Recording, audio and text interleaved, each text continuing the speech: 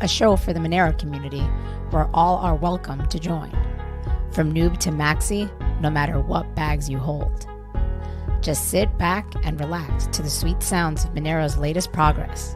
Or if you're feeling inspired, join us on stage. Remember, the only thing that can stop Monero is a false belief that it can be stopped. And if you want to win the revolution faster, we recommend you remove your XMR from all custodial exchanges immediately. Warning, voting accidents are common around here. Don't forget to properly secure your private keys. Monerotopia starts now. Ready. Good morning, Tux. Good morning. Sorry for the late show. Looks like you guys were already rocking and rolling by the time I showed up. Yeah, I just have a little chat. I love that sweater. That's the best ugly sweater. In fact, it's not even ugly at all. It's just a cool sweater. Thank you, man. Yeah, I wore it because actually I was reminded of it. Give a few full view there. I saw somebody post this on Twitter yesterday. Somebody who I've never seen really in the Monero community, but I forget the guy's name, but he has like millions of followers. And he posted a picture. He's like, I've come a long way, been in crypto for 6 years, and it's a picture of him in the Monero sweater. So it reminded me. That's awesome. Yeah, I would love to get this guy on the show. I don't even know who he is, but he Crypto. Have you ever heard of this guy? No, I don't think so. Yeah. Maybe we could bring that. Put his name on Twitter. Yeah, Crypto. Interesting. And he has the same exact Monero sweater. That's pretty cool. I forget who was. Where'd you get it from? Somebody was selling them. It was like 2017 Christmas or maybe it was 2018.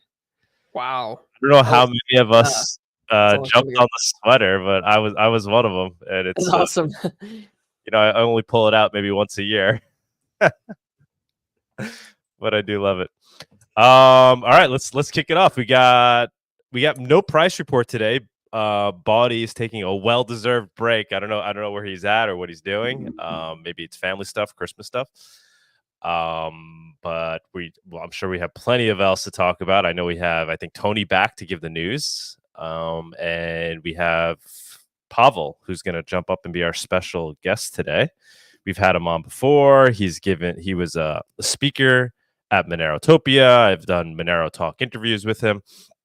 But I have him jumping up today. I have some questions I want to ask him, get some insight from him with regards to XMR Bazaar. So let's kick it off with that since we don't have Bawdy today. Starting out with guest. Yeah, let's do that. All right. Let's go ahead and run that segment. The Monerotopia guest segment is sponsored by CakeWallet. Store, send, receive, and exchange your Monero and Bitcoin safely on iOS and Android too. CakeWallet is open source, and you always control your own keys.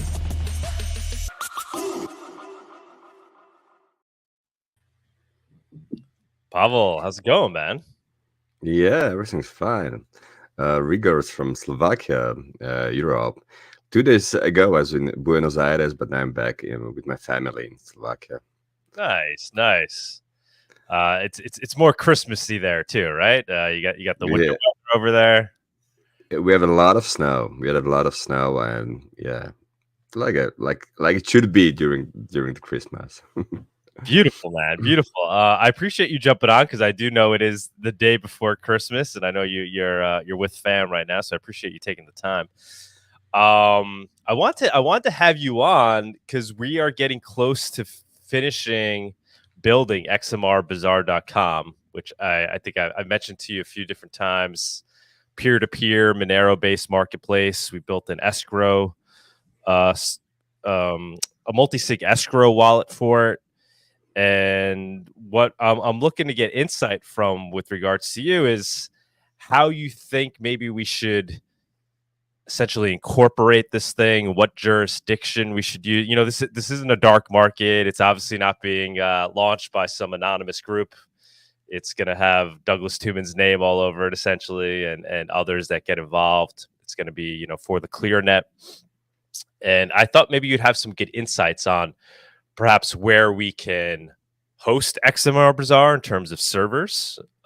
We were thinking Iceland using the 1984 hosting service, and also maybe just some thoughts on how we might want to consider incorporating it, or what entity we should basically be showing as the owner of XMR Bazaar, and perhaps what jurisdiction, or if you think those things even matter.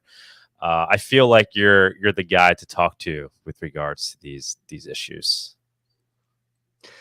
Thanks a lot for the invitation. We were already discussing this, so I think Iceland is definitely a good option. Probably the best option. Maybe I would consider like a Sweden, but to be sincere, I would avoid like the European Union, because now in the EU we have like a censorship, and it's like practically each member of the EU, like each country of the EU, can shut down like any website or any domain without the court order. So it basically can be quite dangerous in your situation. I think Iceland is good because like many sensitive websites, like for example WikiLeaks, are hosted in Iceland. The option, to be sincere, I don't know exactly this 1984 like a server housing, but I've wrote you that there are many other like orange websites, Flockinet, or maybe Impreza. So, but I think Iceland is a good option. Maybe just find out the server housing which accept Monero. This would be like a crucial point in your situation, because you want to pay by Monero. And regarding like some corporate structure, which is the most suitable in this situation, everything depends on the fact what do you want to sell and where do you plan to have customers. This is like really crucial. So if you tell me this information, if you tell me that we want to sell everything everywhere, it'll be like a bit difficult, because it's not possible to have the best jurisdiction, the best country for the company for selling anything anywhere. So that's the question. Yeah, well, I hate to be that guy, but that is kind of the answer. I mean, it's going to be a peer-to-peer marketplace, right? So we don't know exactly what people are going to be selling, and my thought, my hope would be that we can essentially restrict it as little as possible, leave it up to the users to follow the rules in their jurisdiction, right? With some, obviously, if there's some obvious breach of if somebody's doing something that's like very obviously illegal, then we would boot it. But we basically want the rule to be that people need to practice the laws of their jurisdiction that they're selling in, or that they're buying in, and leave it up to the users, since it is a peer-to-peer marketplace, to follow the rules of their jurisdiction. I mean, it's going to be much like a Craigslist or something like that, but with multi-sig. But my question is, do you plan to charge your fee to each like a customer? I guess so. Basically, you plan to charge some fee in Monero to like every trade. Yeah. Yeah, I mean that's a good question. So the multi-sig wallet that we built in is essentially trustless, right? So it's going to be between the buyer, the seller, and a mediator, right? It's not going to be an escrow where the Monero is held by XMR Bazaar and then released by XMR Bazaar. It's going to be trustlessly held in this multi-signature wallet, and then only released when two signers sign a transaction, whether it's the buyer and the mediator or the seller and the mediator, right? Determining where that Monero eventually goes. So the fee will go to the mediator.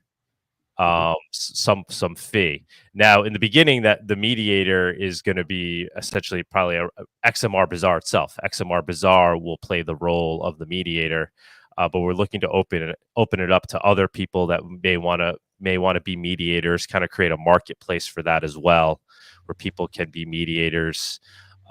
Mediators can have profiles as well, right? So yeah, to answer your question, we're leaving that it's not going to be like XMR Bazaar partakes in the transactions directly, but indirectly could get a fee for being a mediator as part of the multi-signature transactions. Okay, so basically, the buyer or seller, they won't pay this fee to mediator, but mediator, just to be able to become mediator, he needs or she needs to pay some some fee to, yeah. If I No, it would be a percentage of it. You know, if I buy a bicycle for $100 worth of Monero, the $100 worth of Monero goes into the multi-signature wallet, and then when that Monero gets released to the seller, a percentage of that percentage fee goes to the mediator that partook in the transaction. Okay, so basically, basically, this extra fee to mediator will be paid by buyer. Yes. Yep. Okay. So I know that. Or by seller. I guess it'd be by the seller, right? It'd be taken out of the amount, out of the amount paid. I guess depending, it would come the seller's side. So if I paid $100 in worth of Monero, the seller is not going to get 100. They're going to get 100 minus the. Oh, okay. So in this situation, it is really important to analyze because this will be basically the business relationship between the residency or tax residency of mediator. Mediator can be, for example, legal subject, and seller. And seller himself, he needs to have like a tax residency somewhere. And the thing is that, and this is like a good question, where this legal subject, where the legal subject of mediator should be located.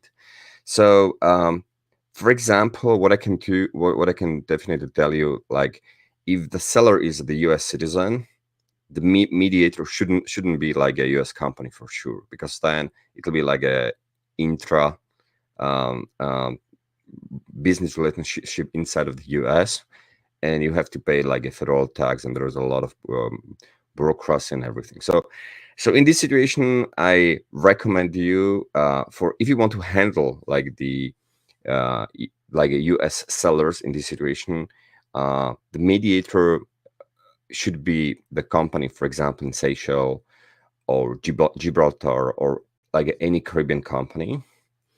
And when the seller is like a non-U.S. citizen, for example, European citizen or the citizen of any Latin American country, in this situation, I think it's quite easy and quite okay to use the U.S.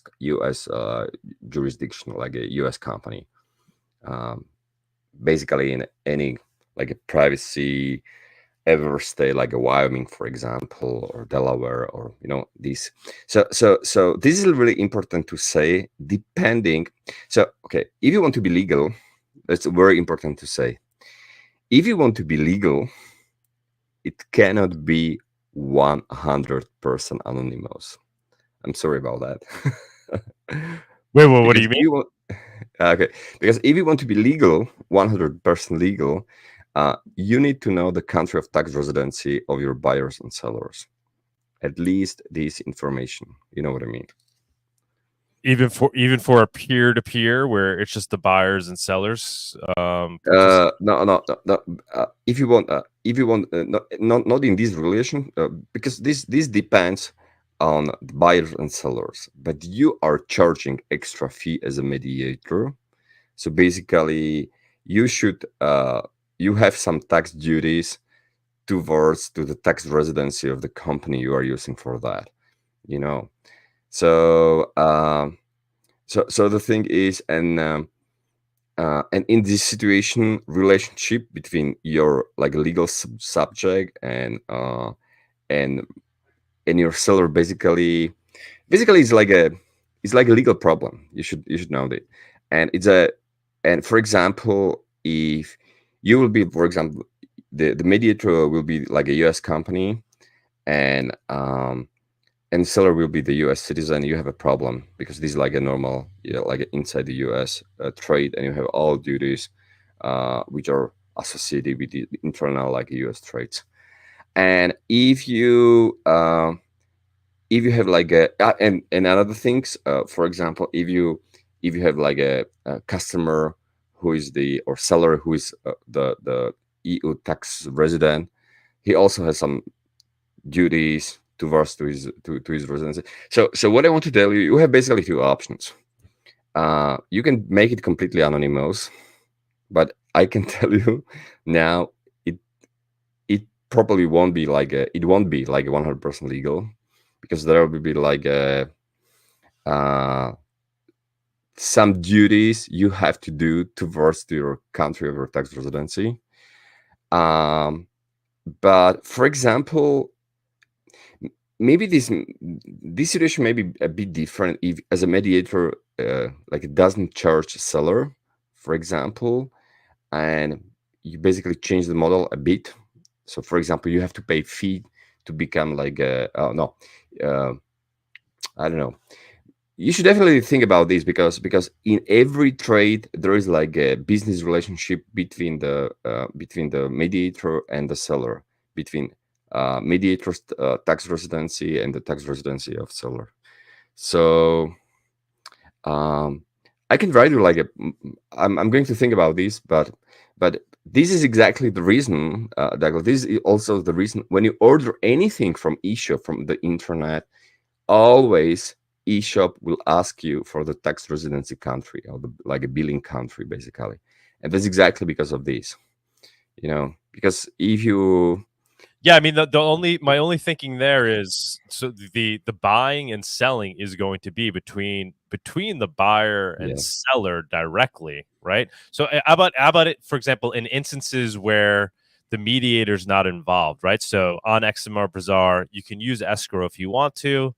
Otherwise, you can just enter into a transaction with the seller directly. Maybe you're not worried about it. Maybe you've done a deal with them already, or maybe it's something that doesn't cost that much money, or you look at their profile, you see they have good ratings, so you're like, I'm not even going to use escrow. I'm just going to send this guy $100 worth of Monero, and he's going to send me whatever it is I purchased directly from him.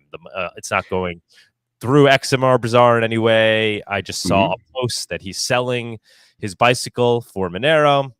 I'm, and then we're making the deal. I'm sending him Monero. He's sending me the bicycle.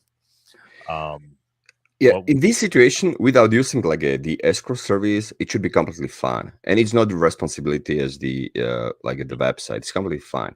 But when you are like a mediator and you are charging any fee, any money to the seller, basically you should be also like issue him some kind of invoice for this service, or some kind of receipt, or like some proof, and basically you have income.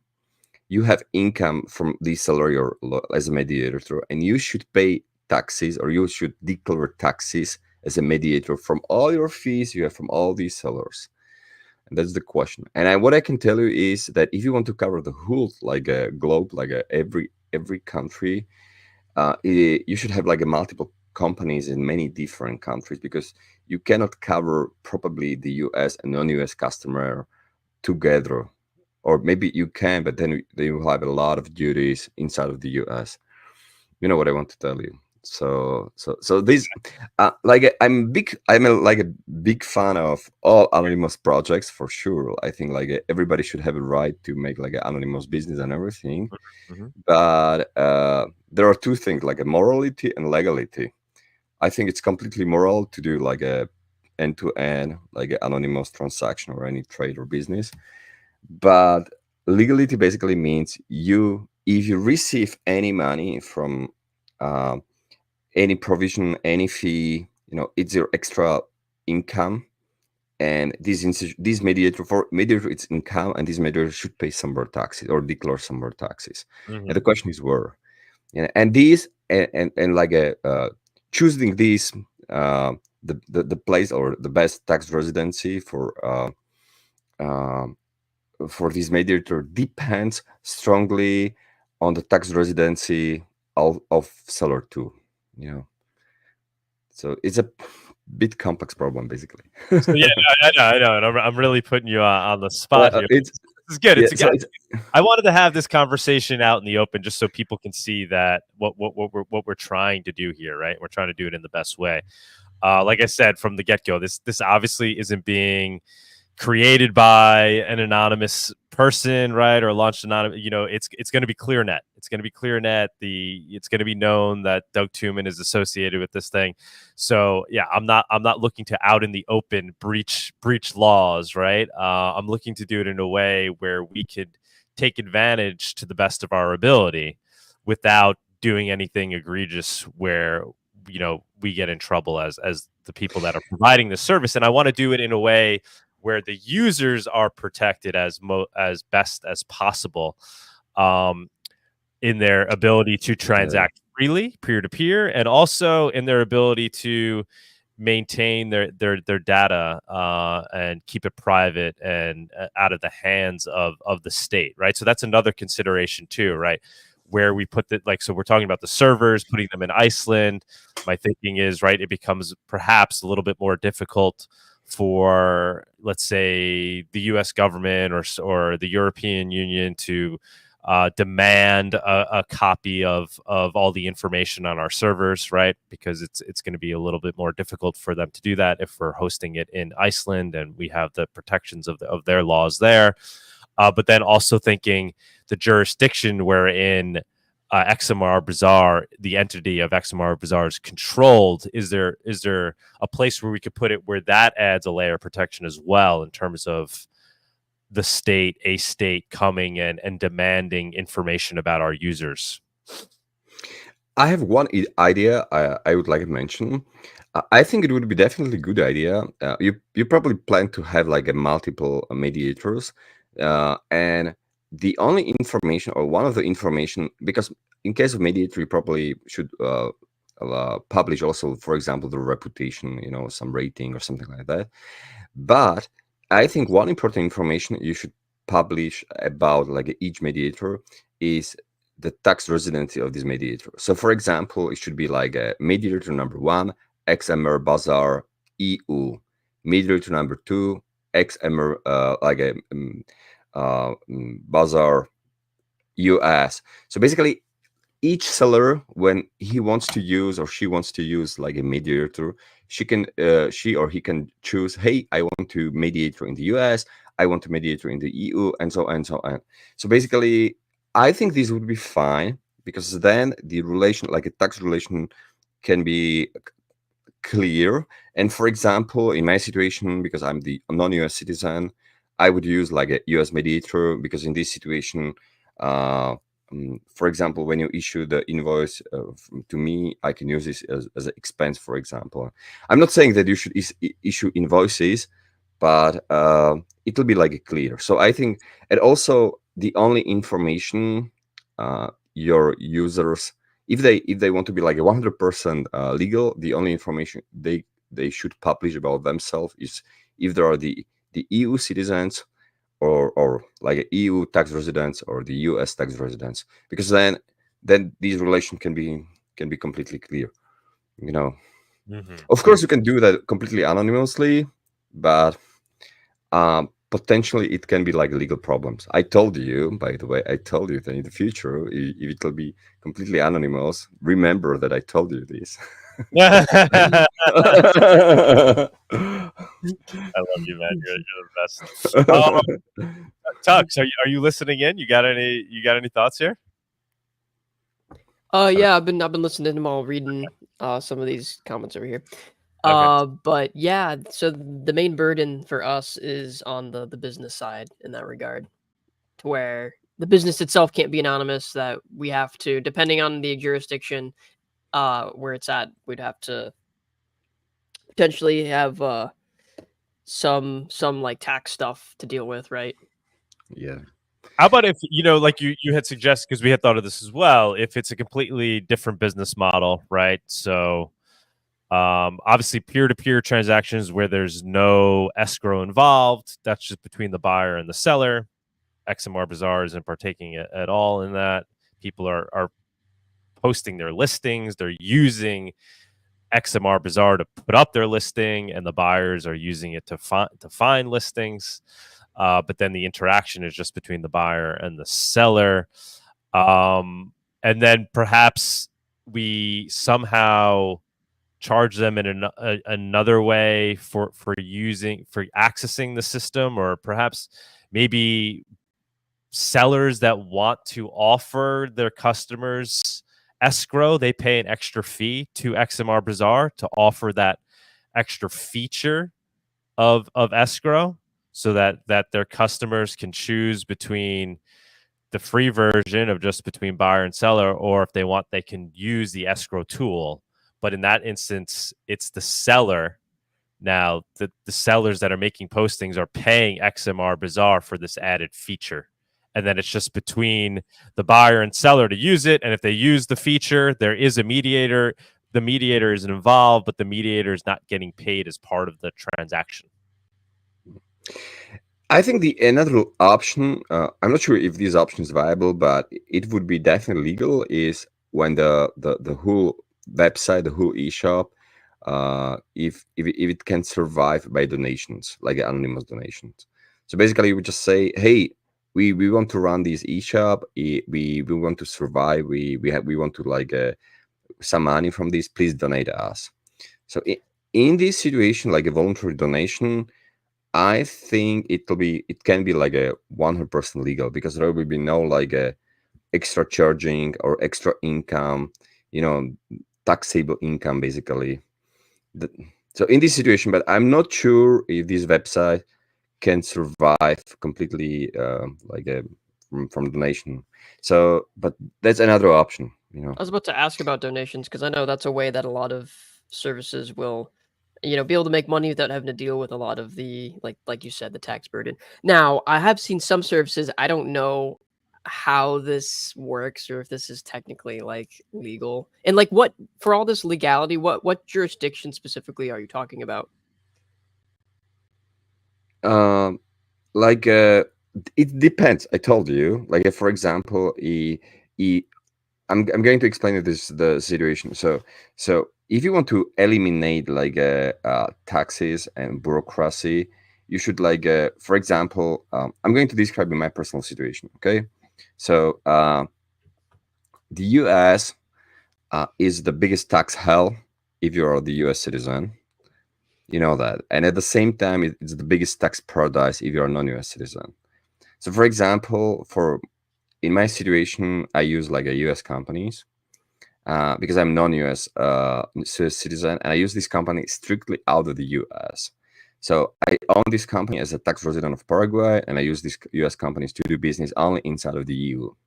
So basically, what is cool about this business model is that when I issue the invoice from my US company to my EU customers, every EU customer can use this invoice as an expense, because there is like a double tax treaty agreement between the US and the EU.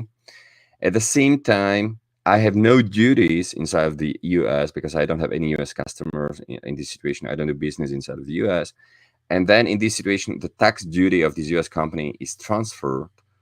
There is like a pass-through mechanism to Paraguay. And in Paraguay, there is territorial taxation country. So as a physical person, tax resident, I don't need to pay any money from my dividends of any foreign companies. So finally, I don't need to declare or pay any taxes from this US company. So what does it mean? It means that that if you are the US tax citizen, to US tax citizen, you should use like a non-US companies to do business, for example, with the US customers, because then you have significantly, like, you can create like a Panamanian company, for example, and you can use this Panamanian company to do business inside of the US. Because Panama also have territorial taxation, so it has like a 0% taxes for any invoices or for any invoices issued out of Panama. But one of the biggest problem of the US citizen is that you are basically like a tax slave. So it doesn't matter where you physically live. If you move anywhere in the world and you live there like a majority of your time, if you have any foreign income like above $120,000 per year, you still need to declare.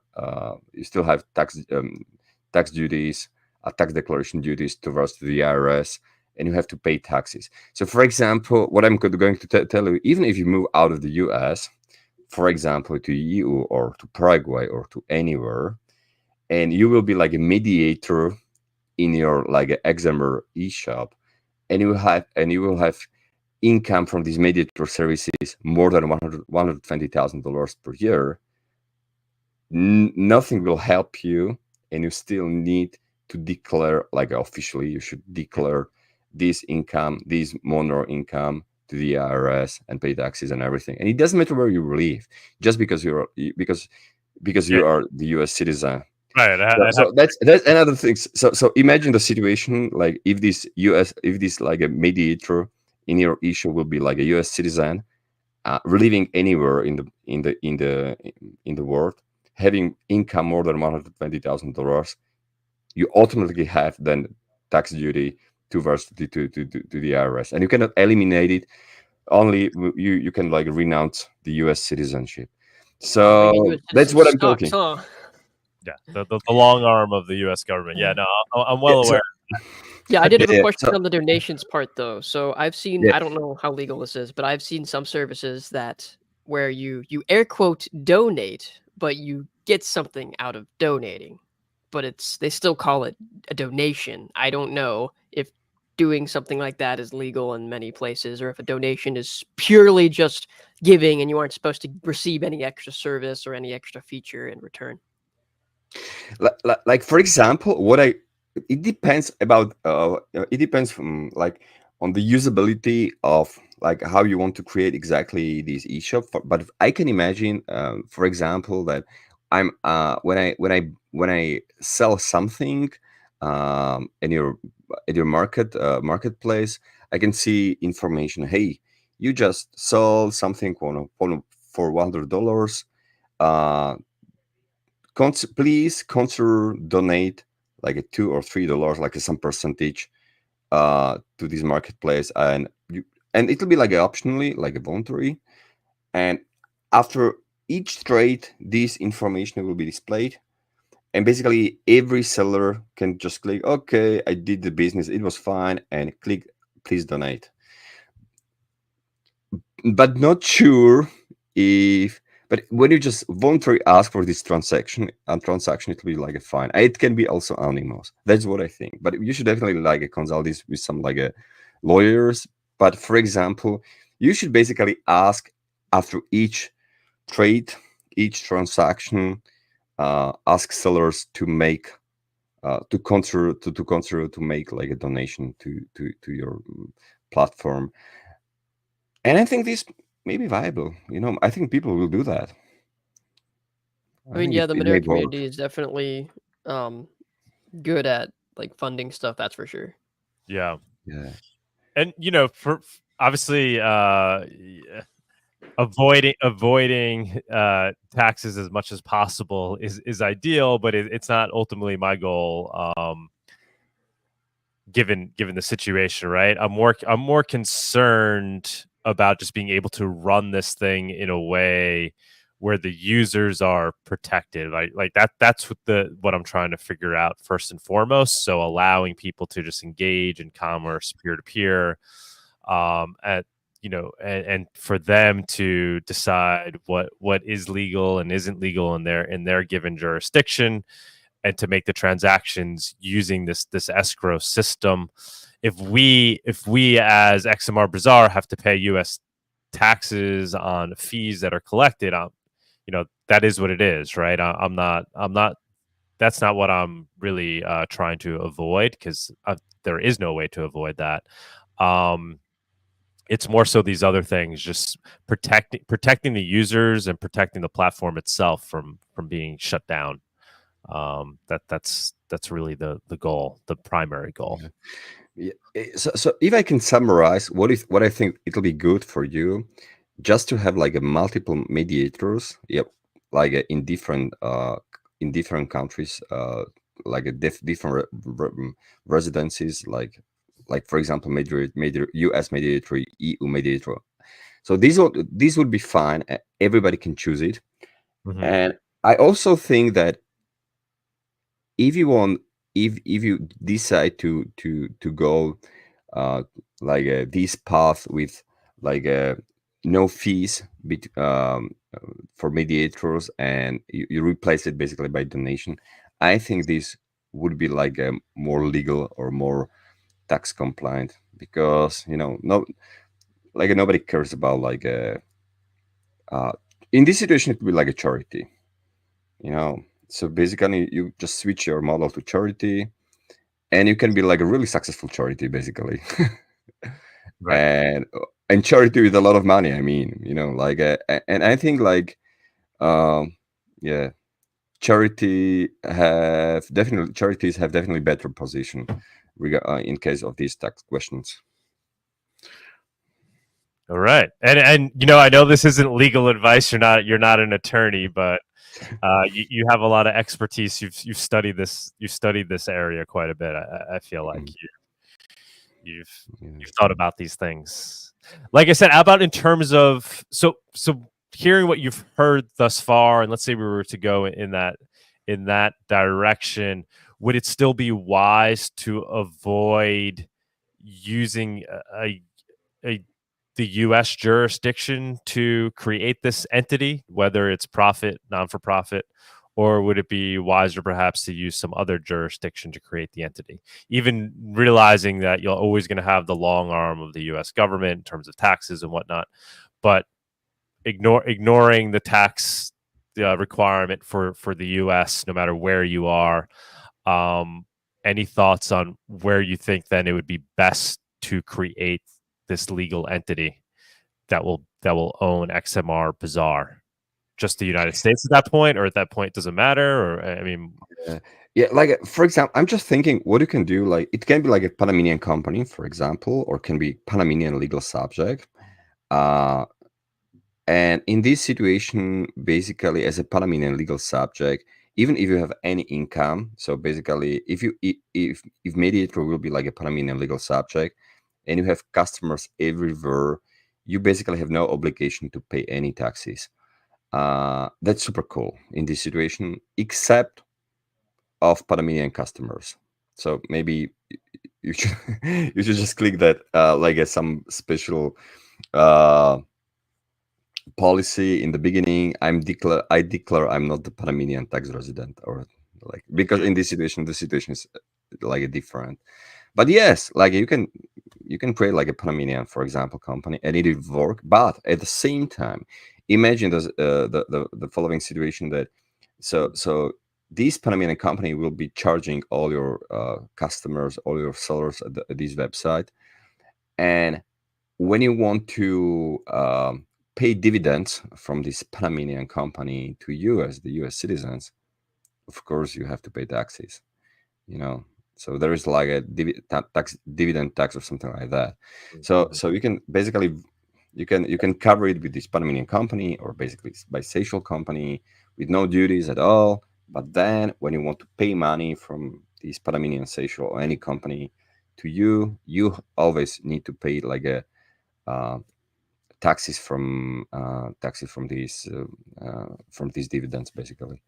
And this is probably one of the option. But of course, when you have like a Seychelles company, of course you want to cover from the Seychelles company. You cannot have the customer from Seychelles at these times, because then it'll be like a intra Seychelles transfers.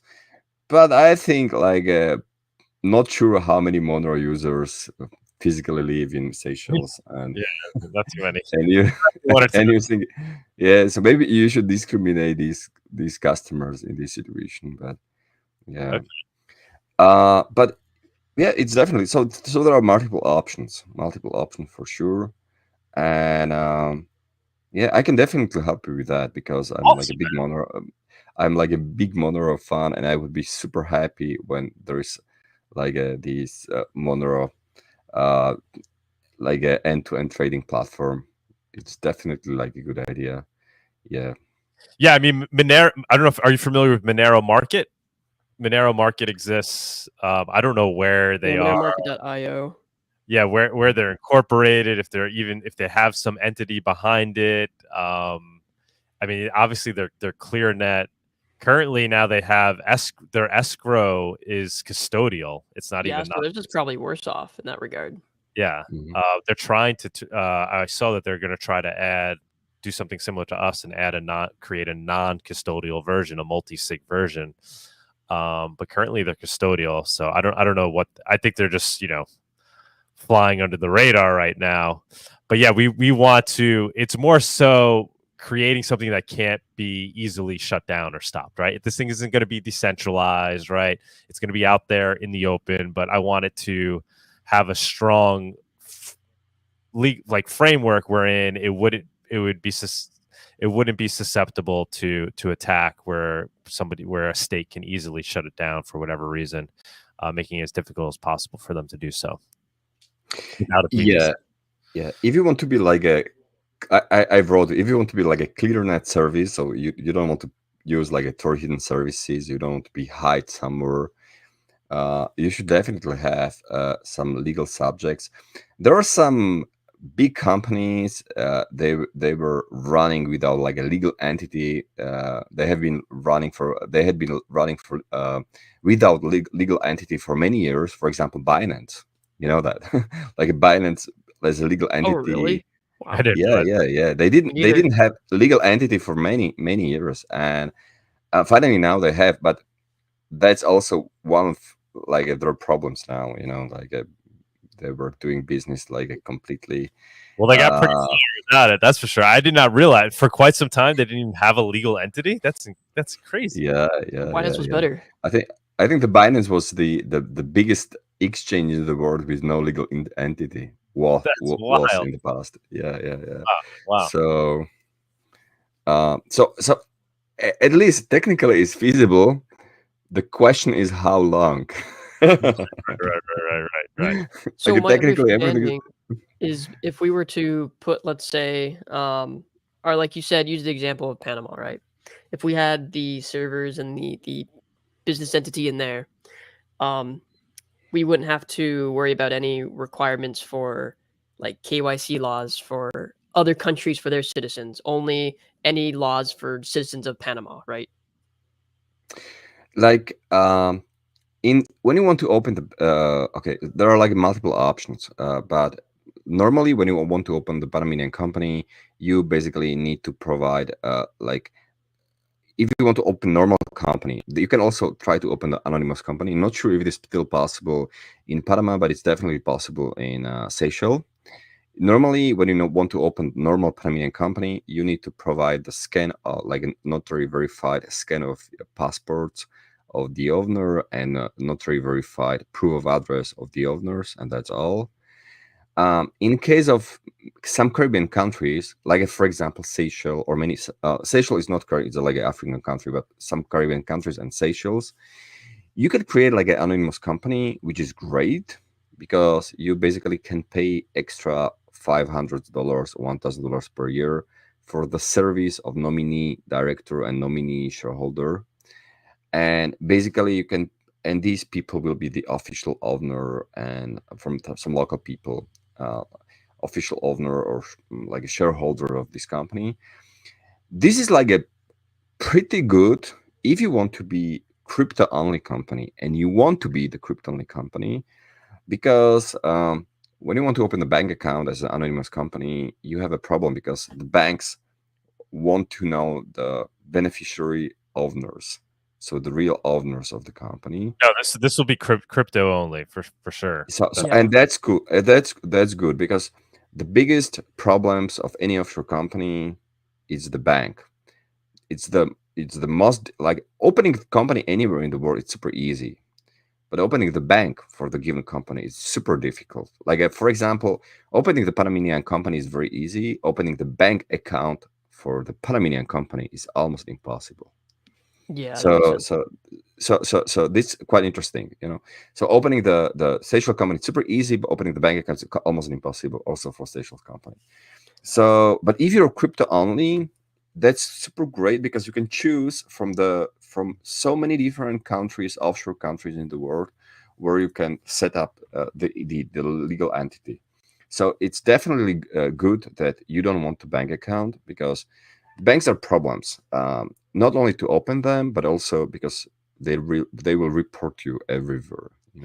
And they have to, because otherwise they will lose their banking license. So everything can be much more easy when you are 100% like a crypto only company. In Yeah, I this just almost situation, had a couple of my bank accounts closed because I was like accessing them from different IP addresses, and so they decided to just close the accounts. yeah. So in this situation, when you don't want to have a bank account, you can open the company anywhere in the world, like any offshore destination. It's quite easy. This is not a problem. And also you can create like an anonymous company. You can use the services of nominate director and nominate shareholder, and you can use the service, and you can basically run anonymous company, and it's legal basically. Yeah. Yeah, for the KYC Uh, part though, I was asking specifically about the users of the platform. Because, like, for instance, like eBay now, in order to sell on eBay, at least as a U.S. citizen, you have to give eBay your social security number, and for tax purposes, in case you make a certain enough, on selling stuff on eBay, they have to report you to the IRS and all that. like as as I know as I know this information correctly, I think like any KYC is enforced by fiat services of fiat regulators. So if you are not involved in fiat, if you are not involved in like any fiat services, bank services, like I think there is no one who can enforce like a KYC. You know what I mean? Like Okay, so by doing crypto only, we're kind of like we're making it a lot easier to avoid that stuff. yeah, exactly. If you don't handle like a fiat, if you don't want to interact with the fiat services, banks, or anything like that, KYC is not required. What I think. Maybe Okay. someone can correct me, but what I think is, if you are not involved in fiat, just Monero, no one legally can enforce or force you to KYC to make KYC of your users. But since we're going to be hosting the server and probably having the entity in a different country, that makes it even like compared to like having it in the US, right? That makes it harder to enforce things like KYC for US citizens. Because if we had the company and entity in the US, then that would be a big problem, and we would basically be forced to comply with any kind of KYC, AML laws that they want. Yeah, probably yes. And basically, if you want to have the US company or US legal entity, you should have only non-US customers, because if you have US customer, you have a lot of bureaucracies, duties, and like you don't want that. So yeah. So for US citizens, or US customers, you should definitely use non-US company. It's clear. It's like a All right. Pavol, man. Thank you. Yeah, go ahead. But I think if you want to like cover all countries in the world without any problems, you should have like companies in multiple countries. Like if you want to, for example, you should have you can have company in Panama, like a Panamanian company for non-Panamanian customers, and then you can have like a social company to cover your Panamanian customers, because you cannot use the Panamanian company towards directly Europe. So you should have at least two or three different companies if you want to cover like all countries in the world, and still not pay taxes from your foreign income, basically. Because That's amazing. And we have multiple companies in multiple countries, but for not their citizens, for other citizens, not of that country specifically, to get around. That's clever. It's clever. yeah. So what I want to tell you is that there is no one the best country, the best. That's why you have the principle of this flag theory. So flag theory basically means there is no one the best things. There are no best things in just one country. You should decentralize it to multiple. Oh, I know. Alaska now is countries. going to come on later and talk about flag theory. He's all into that. Yes. Yeah. Pavol, man. So I'll if you don't mind, I'd love to pick up this conversation, continue this conversation with you offline. That'd be great. Yeah, right? definitely. I know it's not something that will be solved here online. Yeah. I wanted to begin the conversation out here in the open, just for transparency reasons, so people could see what we're up to with XMR Bazaar. And yeah, if anybody who's listening thinks they have thoughts or ideas with regards to how we can best set this thing up, please reach out as well. I guess best thing is Monerotopia@protonmail.com. If you send us an email, if you have any thoughts, or if you have any thoughts with the platform with regards to anything else that you want to help out with, please reach out. Pavol, man, while we have you here, so what's your take on Argentina? I know you just got back. I didn't realize you've been going down there, right? You've been going down there for years, right? And Yeah. so you've watched it evolve, and now here we are. It's like, I would imagine, feels kind of like a dream come true in terms of what's going on down there with the new president, or perhaps you have a different interpretation. I don't know. What is your current take on Argentina? To be sincere, I love Argentina. It's my favorite collapsing socialism. Yeah, it's my favorite collapsing socialism. And especially now, I spent 2 months in Argentina, and I used to spend every year 2 months in Argentina, usually November and December, because it's the best weather, there the best temperature, and a lot of concerts, a lot of like great events. So, and I also was there during elections, which were really important. Argentinian society is or was quite polarized.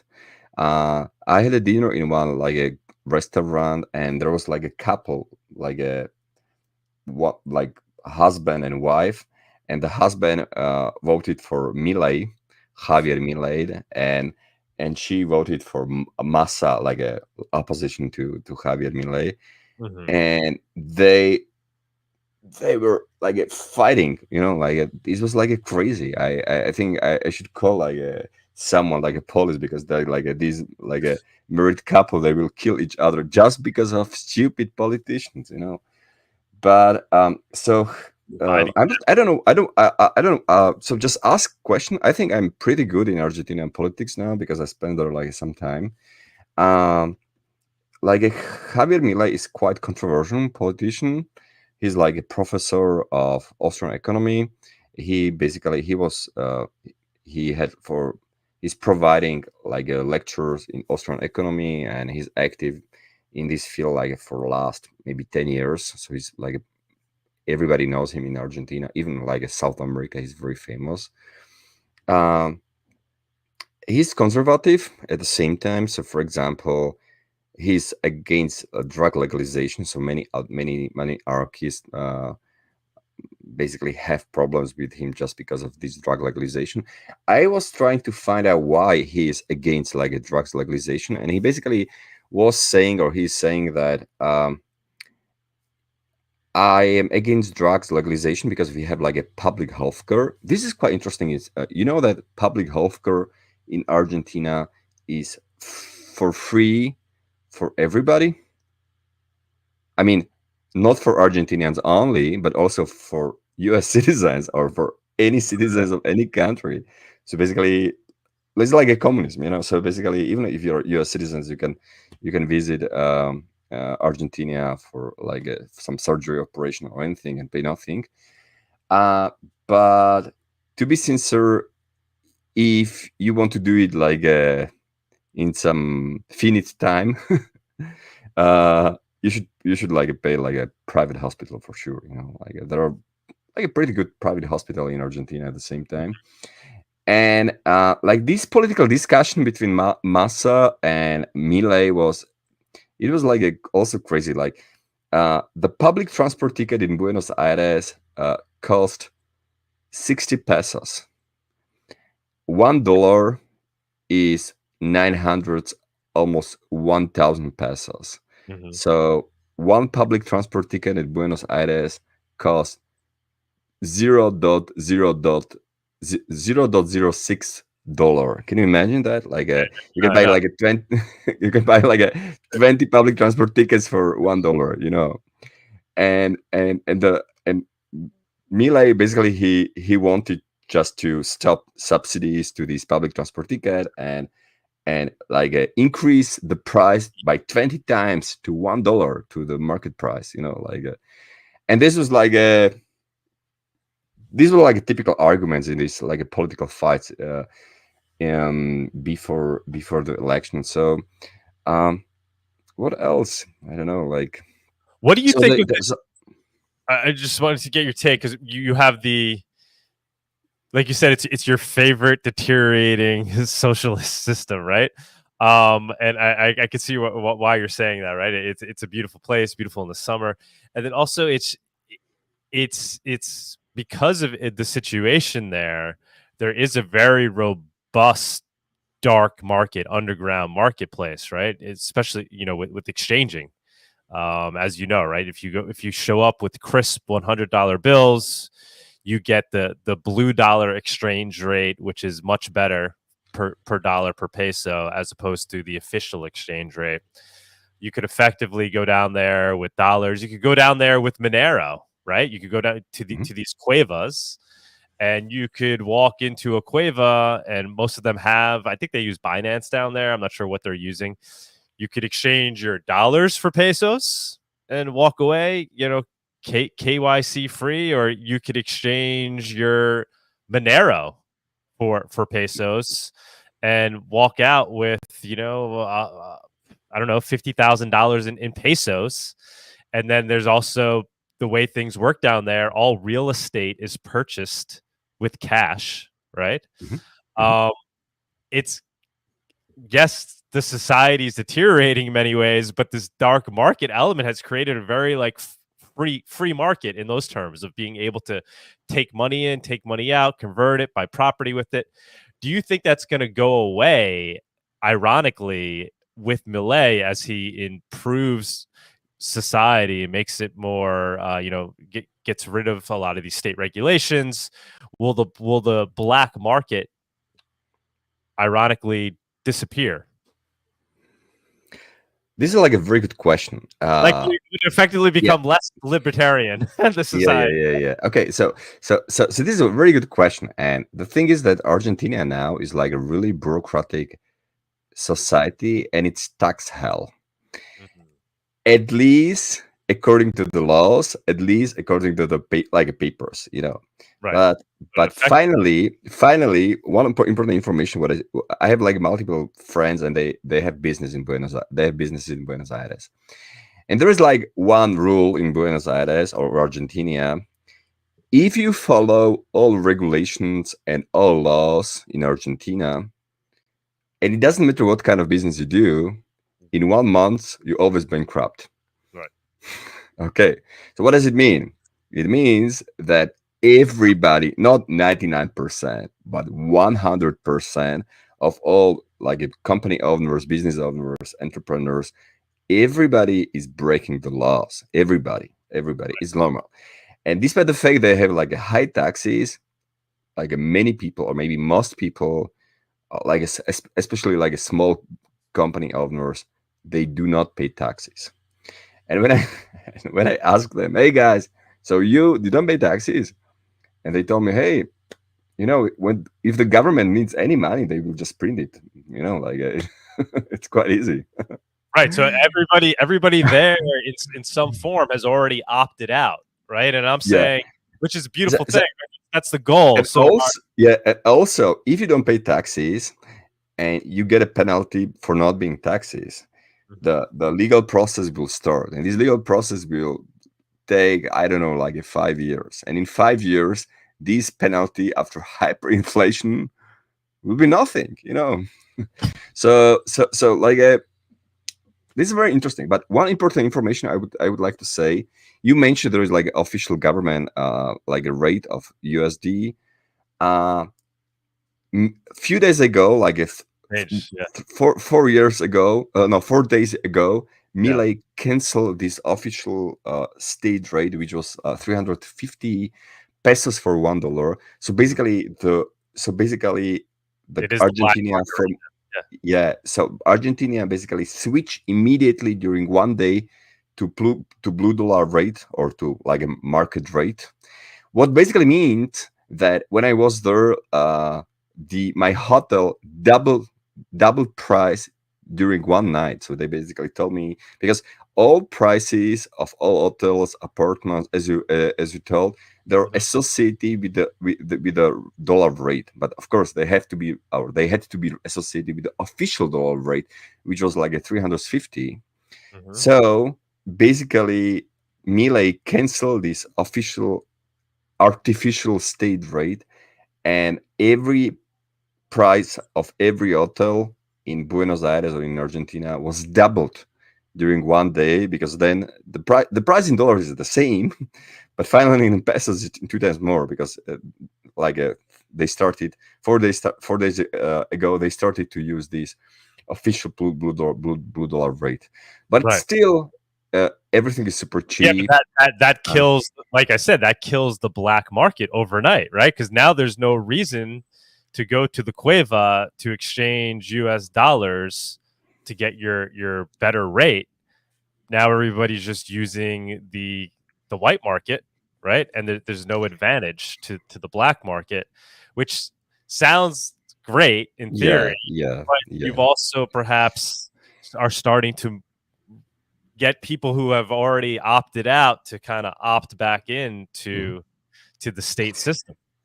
But still, in Argentina, are 1,000, if not like a 10,000, like a absolutely stupid laws and regulation, and people, and still regulation. They still exist. So there's people are still breaking these regulations. So I think there is still need of black market, and we'll see what will happen. This is quite interesting situation. One important things for everybody who wants to visit Argentina. In Argentina, every citizen, every business uses the system which is called Mercado Pago. It's like an instant internal payment system. So, for example, you use Mercado Pago, I have Mercado Pago, and I can immediately send you pesos using Mercado Pago. It's like an instant system every Argentinian uses. And what happened like a few months ago, the biggest Mexican crypto exchange, Bitso, I'm not sure if you know Bitso.com. It's like a centralized crypto exchange. I'm not sure if they support Monero, but maybe they also support Monero. It's like a centralized crypto exchange, and they started to they did integration to Mercado Pago in their app.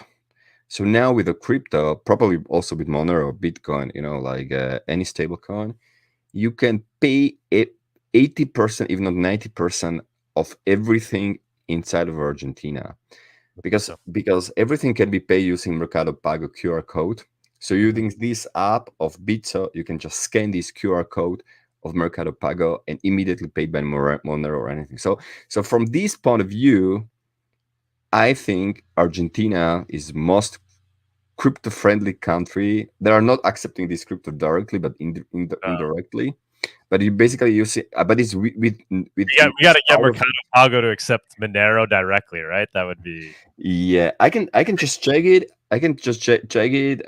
But it basically means like a 90% of everything in Argentina I paid using crypto, which is super cool. Yes. Well, we're doing Monerotopia down there. Well, it hasn't been. We're not 100%, but we're 99% sure we're doing it down there a year from now, which sounds like this could overlap with your yearly trip there, which would be amazing. That's another reason why we might want to do it down there, because Pavol will already be down there. Would love to have you as a speaker again. Yeah, I know you spoke at Monerotopia Mexico. So we're trying to do it alongside La BitConf, but they didn't announce yet when they're going to have La BitConf. We met with the La BitConf guys when we were down there. Sunita and I went down there last month, but they weren't sure if they were doing it the same week in November or they were going to move it to early December. So, but the thought is we will be doing Monerotopia in Buenos Aires. I don't know. To be sincere, I like these La BitCon guys. I also know them personally. I had a presentation at La BitCon like 2 years ago. And I like them because they are not like Bitcoin maxis. Yeah, exactly. Yeah. They're Because very open to helping us do our Monero conference too. I told them we want to do it alongside. They love Monero, right? They're not. yeah, because I think like a Bitcoin maxis is a cancer of in the US, also in the EU. Oh my god! But I didn't meet like a Bitcoin maxis people in Latin America. I don't know, like they like crypto. Like I like this people like. They're like, they see it as a tool. They see it as because they're used to money being a tool, right? They see they have pesos. They have to move from pesos to the dollar. So for them, it's like, all right, now I got to move from I can move it to Bitcoin. I could also then move it to Monero. For them, they're like they're okay with this idea of using multiple currencies too, right? They're more open to that. Yeah, and one interesting thing is that in Argentina, the most favorite crypto is not Bitcoin or Monero, like many people think. Stablecoin, right? Yeah. Stablecoins for sure, yeah. And I even heard, I'm not sure if it is like true, but I heard that in Argentina, there are more 100 US paper notes than in the US, like physical paper notes. You know, because like because in the US nobody cares, you know, nobody wants to have like a $100 like a paper note. But in Argentina, everybody hodl, you know, like yeah, they use like these big notes to store money, you know, like for them it's very important to protect them against inflation. I know I keep going back to this idea, but it's I don't know, maybe it's the Monero guy in me, right? I kind of like I'm an anarchist at heart, right? So my concern is with Melee that it's going to ironically turn into a less anarchist-like society. As granted, the guy's an extreme libertarian, but by fixing the state and making it less socialist, he's going to empower the state and get rid of the dark market, get rid of the cash market even. Ultimately, I think maybe perhaps you'll see a larger percentage of society now paying tax, right? There's going to be, they're going to grow in tax revenue. They're going to now, by fixing things and making things less corrupt and getting rid of the overt socialism and the crazy taxes that they're asking for, they're also in a way going to figure out how to take cash out of people's hands, make it less of a cash-based marketplace, so they could start to tax people more accurately, I think. Yeah, I think you may be right, but at the same time, I think that what they had or what they have now, or what they had till now, hyperinflation, they really hurt like all people, you know, like Argentina are really poor. I can tell you like my personal stories. I visited Patagonia twice in the south of Argentina, Ushuaia, the southeast city, and I was talking with like random people, and I was asking them, like most tourists in Patagonia were Argentinian citizens, Argentinians. So I asked them, hey guys, why you don't visit like the US or, you know, any other country? And they tell me, unfortunately, we are just poor. We don't have money. You know, we don't have money to travel abroad. But at the same time, they just added, you know, but our parents or our grandparents, they really travel a lot and they visited 100 countries. You know, so this is quite interesting when someone is telling you that I'm poor, but my parents and grandparents are rich. Right. Yeah. So the world, right? Where your previous generation. Yeah, and I also met some guys from Venezuela, and they told me something similar. You know, in Venezuela, also like in '90s, it was like the richest country in South America. Well, listen, I mean, even the U.S. and Europe, to a degree, is seeing the beginnings of that, right? Where the previous generations were effectively wealthier than this generation. They were able to buy homes more easily, right? More easily, and we're obviously not to the extreme of what has happened in Argentina or Venezuela, but you're seeing it here too in the U.S. and I think in Europe as well, right? Yeah, but back to Melee. A lot of people I met in Buenos Aires, they are afraid of like the fact that Milei can be like a really authoritarian, like a not dictator but authoritarian guy, especially people from these like LGBT, or some artists who are basically living from like government subsidies, all so like and I'm not saying that like Milei is anti-LGBT. By the way, Argentina and Uruguay are the most LGBT friendly countries in Latin America. But for example, Milei is conservative. So for example, he's like a pro-life anarchist, or pro-life anarchy. Basically, he thinks that non-aggression principle is applied to humans like since the day, since the day zero, basically. So basically, he's against abortions. Which is not, which like in liberal Argentina is not acceptable to like abort, to cancel abortion, for example, just now. So, but he's not planning to do that. But he's basically pro-life anarchist. So it's another thing why many Argentinians don't like him so much. Yeah. So these drugs, like he point his view to drugs, and this abortion is a bit like a anti-libertarian. Well, yeah, they're accusing him too of shutting down protests. I haven't really looked into that, but I saw some tweets like maybe not completely shutting them down, but making it more difficult for people to protest.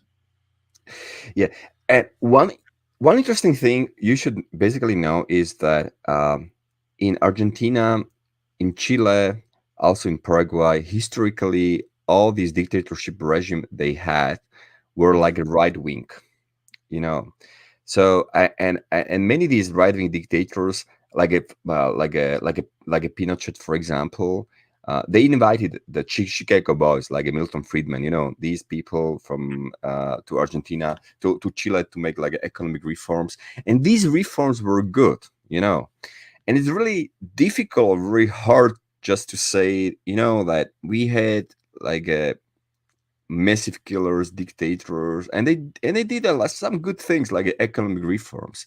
So it's really difficult to combine these things together. It's like for example, Hitler, he built like highways in Germany, but nobody says, hey, like Hitler, well, he was like a massive killer, but at the same time he built like highways in Germany.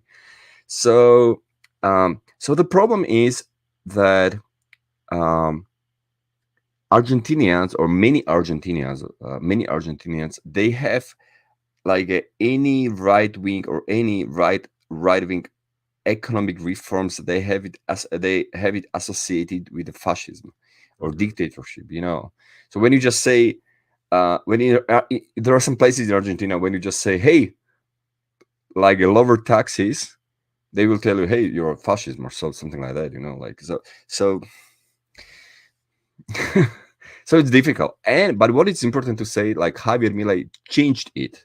So basically, he started to spread the message of freedom in Argentina, and he started explaining like Hayek, Mises, all these like thoughts, ideas of Austrian economy, and yeah, so like a lot of people, thanks to Milei, change opinions about like about how society or how economy works, and it's good. So yeah, and also like a leftist scared that Argentina is, that's also true. Yeah, and Anon man has another good point here. Didn't they announce that all contracts can be finalized in crypto? Yeah, I believe they did say in any, right? So they're kind of getting rid of legal tender law, if I interpret it correctly. So you don't have to just use the peso or the dollar to settle your contracts. You can use crypto or anything else, gold, right? I think that's what happened down there recently, right?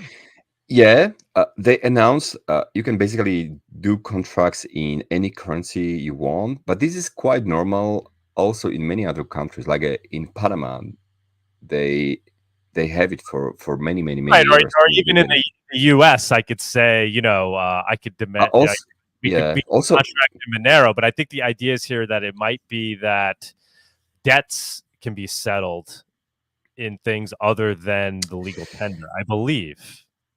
Which I think that would be I think big. it's not about public tender. I think this is not about paying about public tender. About that you basically pay like a settlements, for example, or taxes or any fees towards the governments in crypto. I'm not sure about this. I consider this announcement just to be like a PR. It's a good PR, but it's just like a PR. Okay. Know? But yes, I think like many socialists, they're afraid Argentina can be like a nice example of functional or more functional society in these days. I think so because, for example, almost all European politicians in these elections, they supported Massa, the opponent of Javier Milei. And this Massa was basically he's like he was the Ministry of Economy of Argentina before, and he's one of the main responsible persons for these hyperinflations. So basically, Argentinians, they have two options in these elections. They could vote for Massa, who was responsible for the massive hyperinflation, or for Javier Milei. So many people voted for Javier Milei just because they didn't want to vote for the crazy guy, like a guy who caused like hyperinflation in Argentina. Yeah.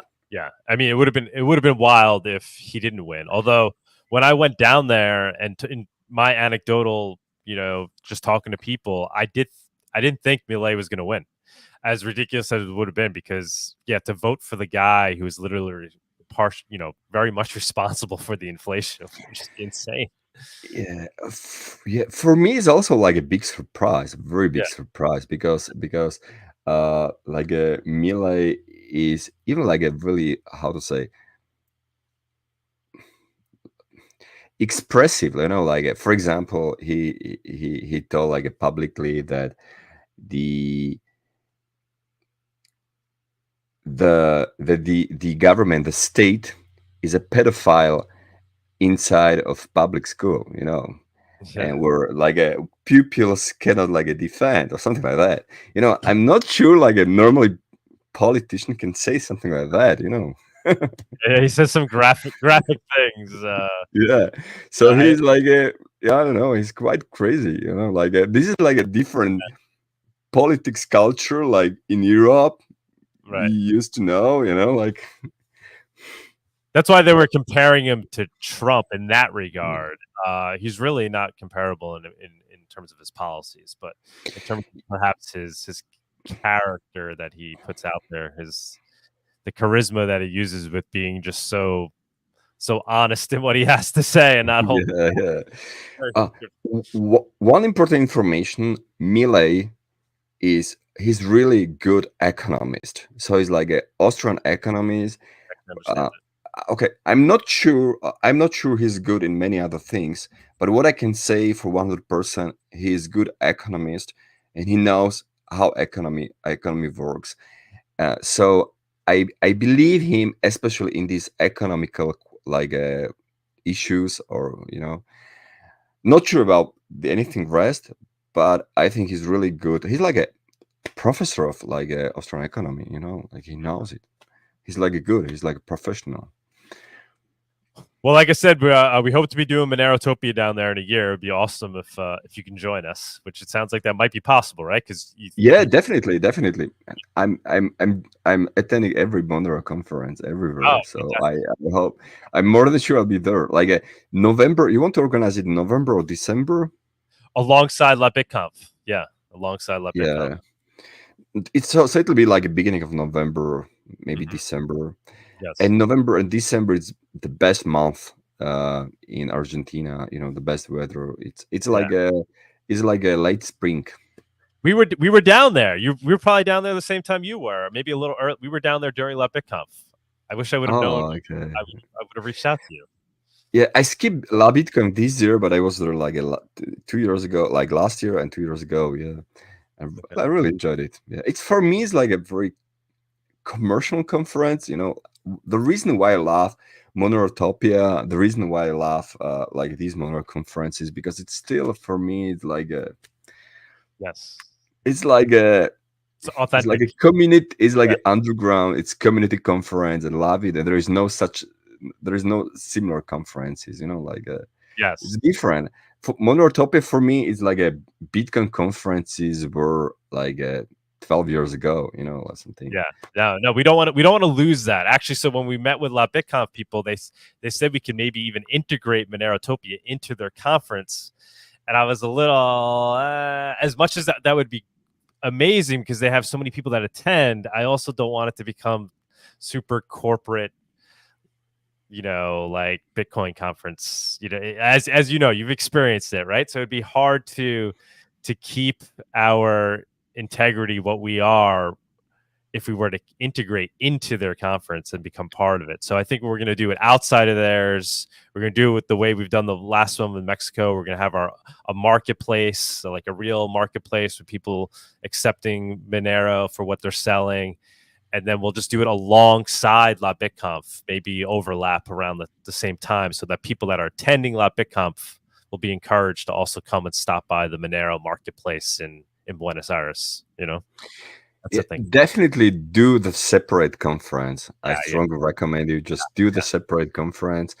And I think like a Buenos Aires can offer you like so many beautiful places where you can organize this conference. And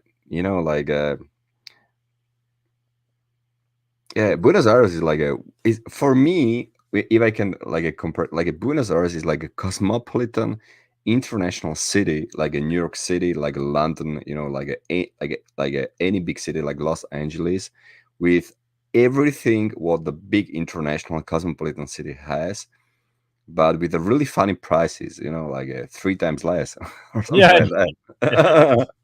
So like for example, I was like a really like a super rich person in Buenos Aires, because instead of $0.06 for public transport ticket, I pay like a crazy $1 or $2 for Uber. Yeah. Crazy. Well, so that's going to change a little bit, but still, it'll be compared. People coming to the U.S., they'll get their dollar will still go a long way for sure. Yeah. I wanted to ask you, in speaking of Monero conferences, MoneroCon, obviously we did at Parnelli Polis last year, which was amazing. For those who don't know, Pavol, you're a big part of that. You're one of the founders, right, of Parnelli Polis, which is amazing for people who don't realize what that means. I mean, these guys started this crypto anarchist institution years ago, right? When nobody even knew the term. When did that start? In 2011, right? And you had the first Bitcoin cafe there. The first Bitcoin cafe in the world was there. And so what I wanted to ask you, I saw some drama with Parnelli Polis. Can you give us some insight there? Yeah, this is like a bit sensitive topic, so I don't know if I can provide like many useful information, but anyway, in Parnelli Polis we organized like a Ethereum conference, which was like a pretty big, and it was during summer in July or June. Mm-hmm. And there was like a Vitalik Buterin and many other like a important Ethereum people.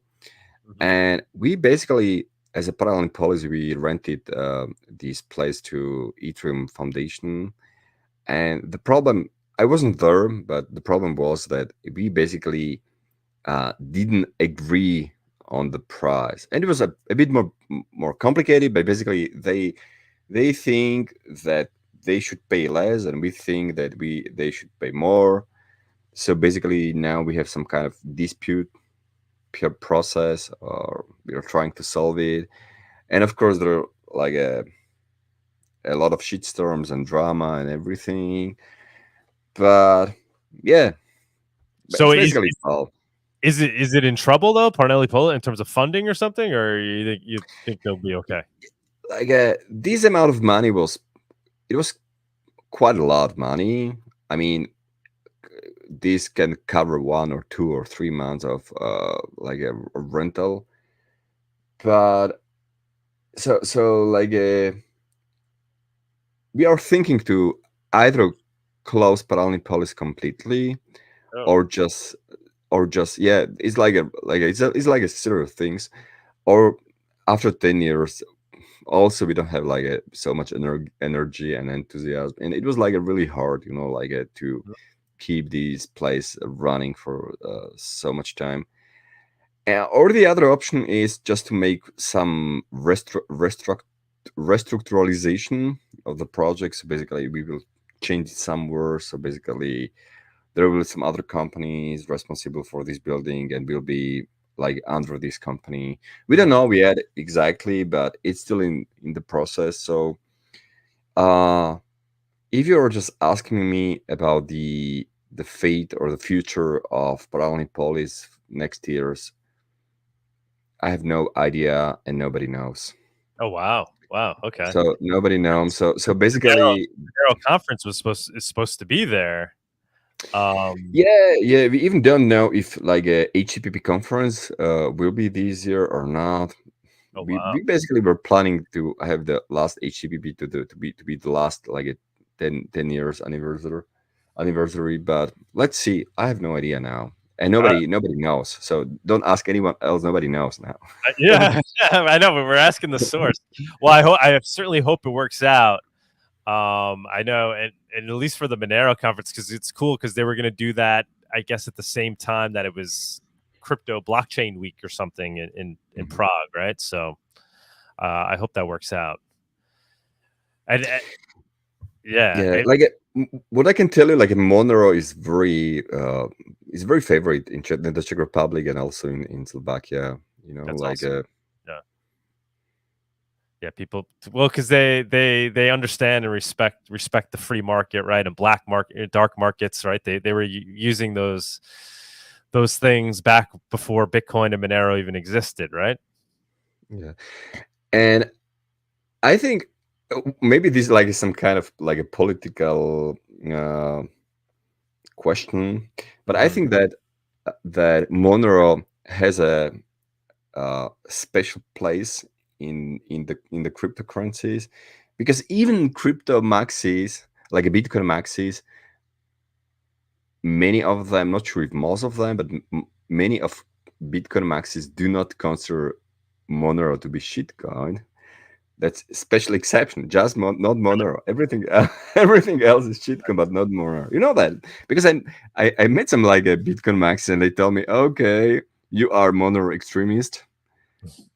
But Monero, that's all we are willing to accept. Everything else is just shitcoin. Right. There's Yeah, Bitcoin, there's shitcoins, and then there's Monero. yeah, Um, exactly. Something. By the way, this is also like also about Argentina. Argentinians, they do not consider themselves to be Latinos. They are oh, not okay. Latinos. Yeah, I guess I No, never. they're not Latinos. Don't call Don't call them Argentinians that, or else they're Latinos. gonna be Yeah, ridiculously furious. yeah. So Argentinians they consider themselves to be Europeans, like Italian, Spanish, something like. Nobody knows in Europe that the Argentinians are Europeans, okay? Or they're just Argentinians, but not Latinos. You know. That's good So advice. yeah. That's good advice. So back to Paralympics. Basically, let's see how the situation will be solved in the following months. But I really hope like it'll be solved some way, and I also hope that like a next Monero conference will be in Paralympics, but not sure about that. Like All let's right. see. All right, Pavel, man. Thank you so much for all the information and hanging out with us the day before Christmas. If you can stick around, we're gonna go ahead and do some news. I don't know if you have time. If you have time to just chill and hang out for a little bit, because then we'll bring people up on stage and we'll just continue the conversation. So, if you can stick around, by all means, please do. If not, I understand. And thank you, man. And I'll certainly Yeah. be in touch with you with regards to ideas for XMR Bazaar and for talking about Monerotopia in Argentina. Yeah. Thank you a lot for the invitation. It was a pleasure to talk with you. And if you plan to organize Monerotopia in Buenos Aires next year, for 99%, I can promise you I'll be there for 99% too. Fantastic, man. Fantastic. Is there any information you want to put out to the people, places where people can find you, learn more about you? I know, some of the businesses that you are involved in, like we said, like the consulting for, giving consulting advice to businesses, much like the conversation we just had, and obviously much more deeper. Just if you want to put the word out on some of these things you do and services you offer. Yeah, thank you a lot. Do you want to tell people? Do you want to tell people that okay. The service? Yeah, definitely. So I have a personal website. It's called opportunist.global in English. I also have my personal email, which is called im@opportunist.global. And I have the company. I have like multiple companies, but basically one of my company is focused on IT security, penetration testing, security auditing. And second company, my recent company, it's called Liberation Travel, and we basically helping the customer to opt out of the systems, or better said, we are helping to decrease exit cost from the system. So, for example, you live somewhere, you have some bank accounts, you have some residence, and so on. So basically, we help you to minimize necessary expenses to leave the system. That's what we do for basically any customer in the world. Yeah, and this is my website, so we can find more information. Yeah, what is it? What is it again for that? What's the domain? Opportunist.global. You can see the private chat. Okay. Yeah. You can bring it up. And, hold on. Yeah, and my company, doing this kind of business is Liberation Travel. Okay, Liberation Travel. Yeah, I'm going to also write this information. Okay, cool. Yeah, put it in the chat. Awesome. Okay. And actually, we'll be reaching out to you too regarding the Nodo project. I had somebody reach out to you. Maybe we'll have you guys do some security testing on the Nodo. I received the email. I sent it to my colleagues, but now it's our Christmas. There's like a Christmas time, so basically, we'll let you know. Okay. Yeah, so I send the information to my colleagues. Yeah. Wait, is this the right site? No. Yeah. Oh, It's my site. Yeah. I want to make sure maybe you should go down. Go down. There's like go down. There's like a blog I wrote. To interrupt, but Tony only has a few minutes, so we should probably move on to the news. Okay. There's like a blog. There's like a blog. Go to the left with this blog, and no, go up. There's like a list of blocks. Yeah, here, and go to the left. Now click to this like an arrow. Yeah. And this is the article, why you should use all legal ways to avoid paying taxes. Read more. Okay. All right, guys. Check that out, everybody. I will give that a read. All right, Pavel, we got to move on because our news guy may have to leave. Okay. Stick around if you can, and let's do the news. Thank you so much, Pavel. Yeah, Pavel, thanks for your time and your insight, and good to meet you. Yeah. Thank you a lot. See you in Buenos Aires, guys. Cheers, man. All right, let's run the news segment real quick. And now for our weekly news segment.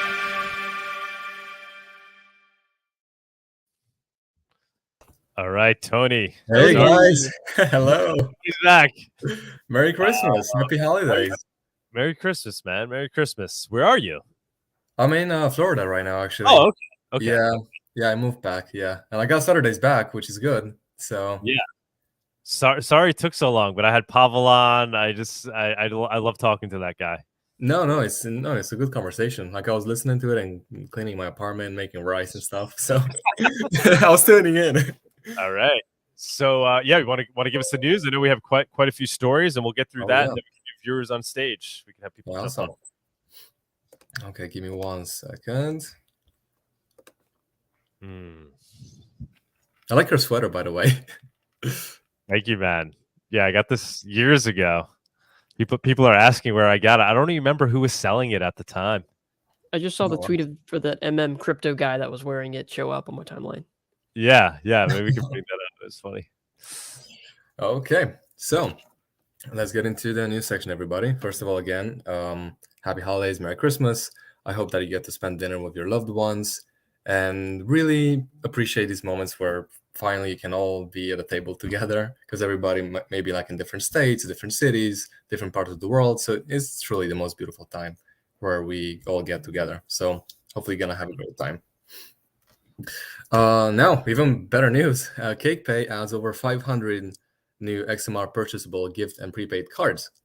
So that's a lot. And now you can add MasterCards to Apple Pay and Google Pay wallets for smooth transactions, which makes it a lot easier to spend. And it is finally possible to choose exact amount for most prepaid debit cards and gift cards. So you're not going to have leftover balances, basically. I'm super happy about this.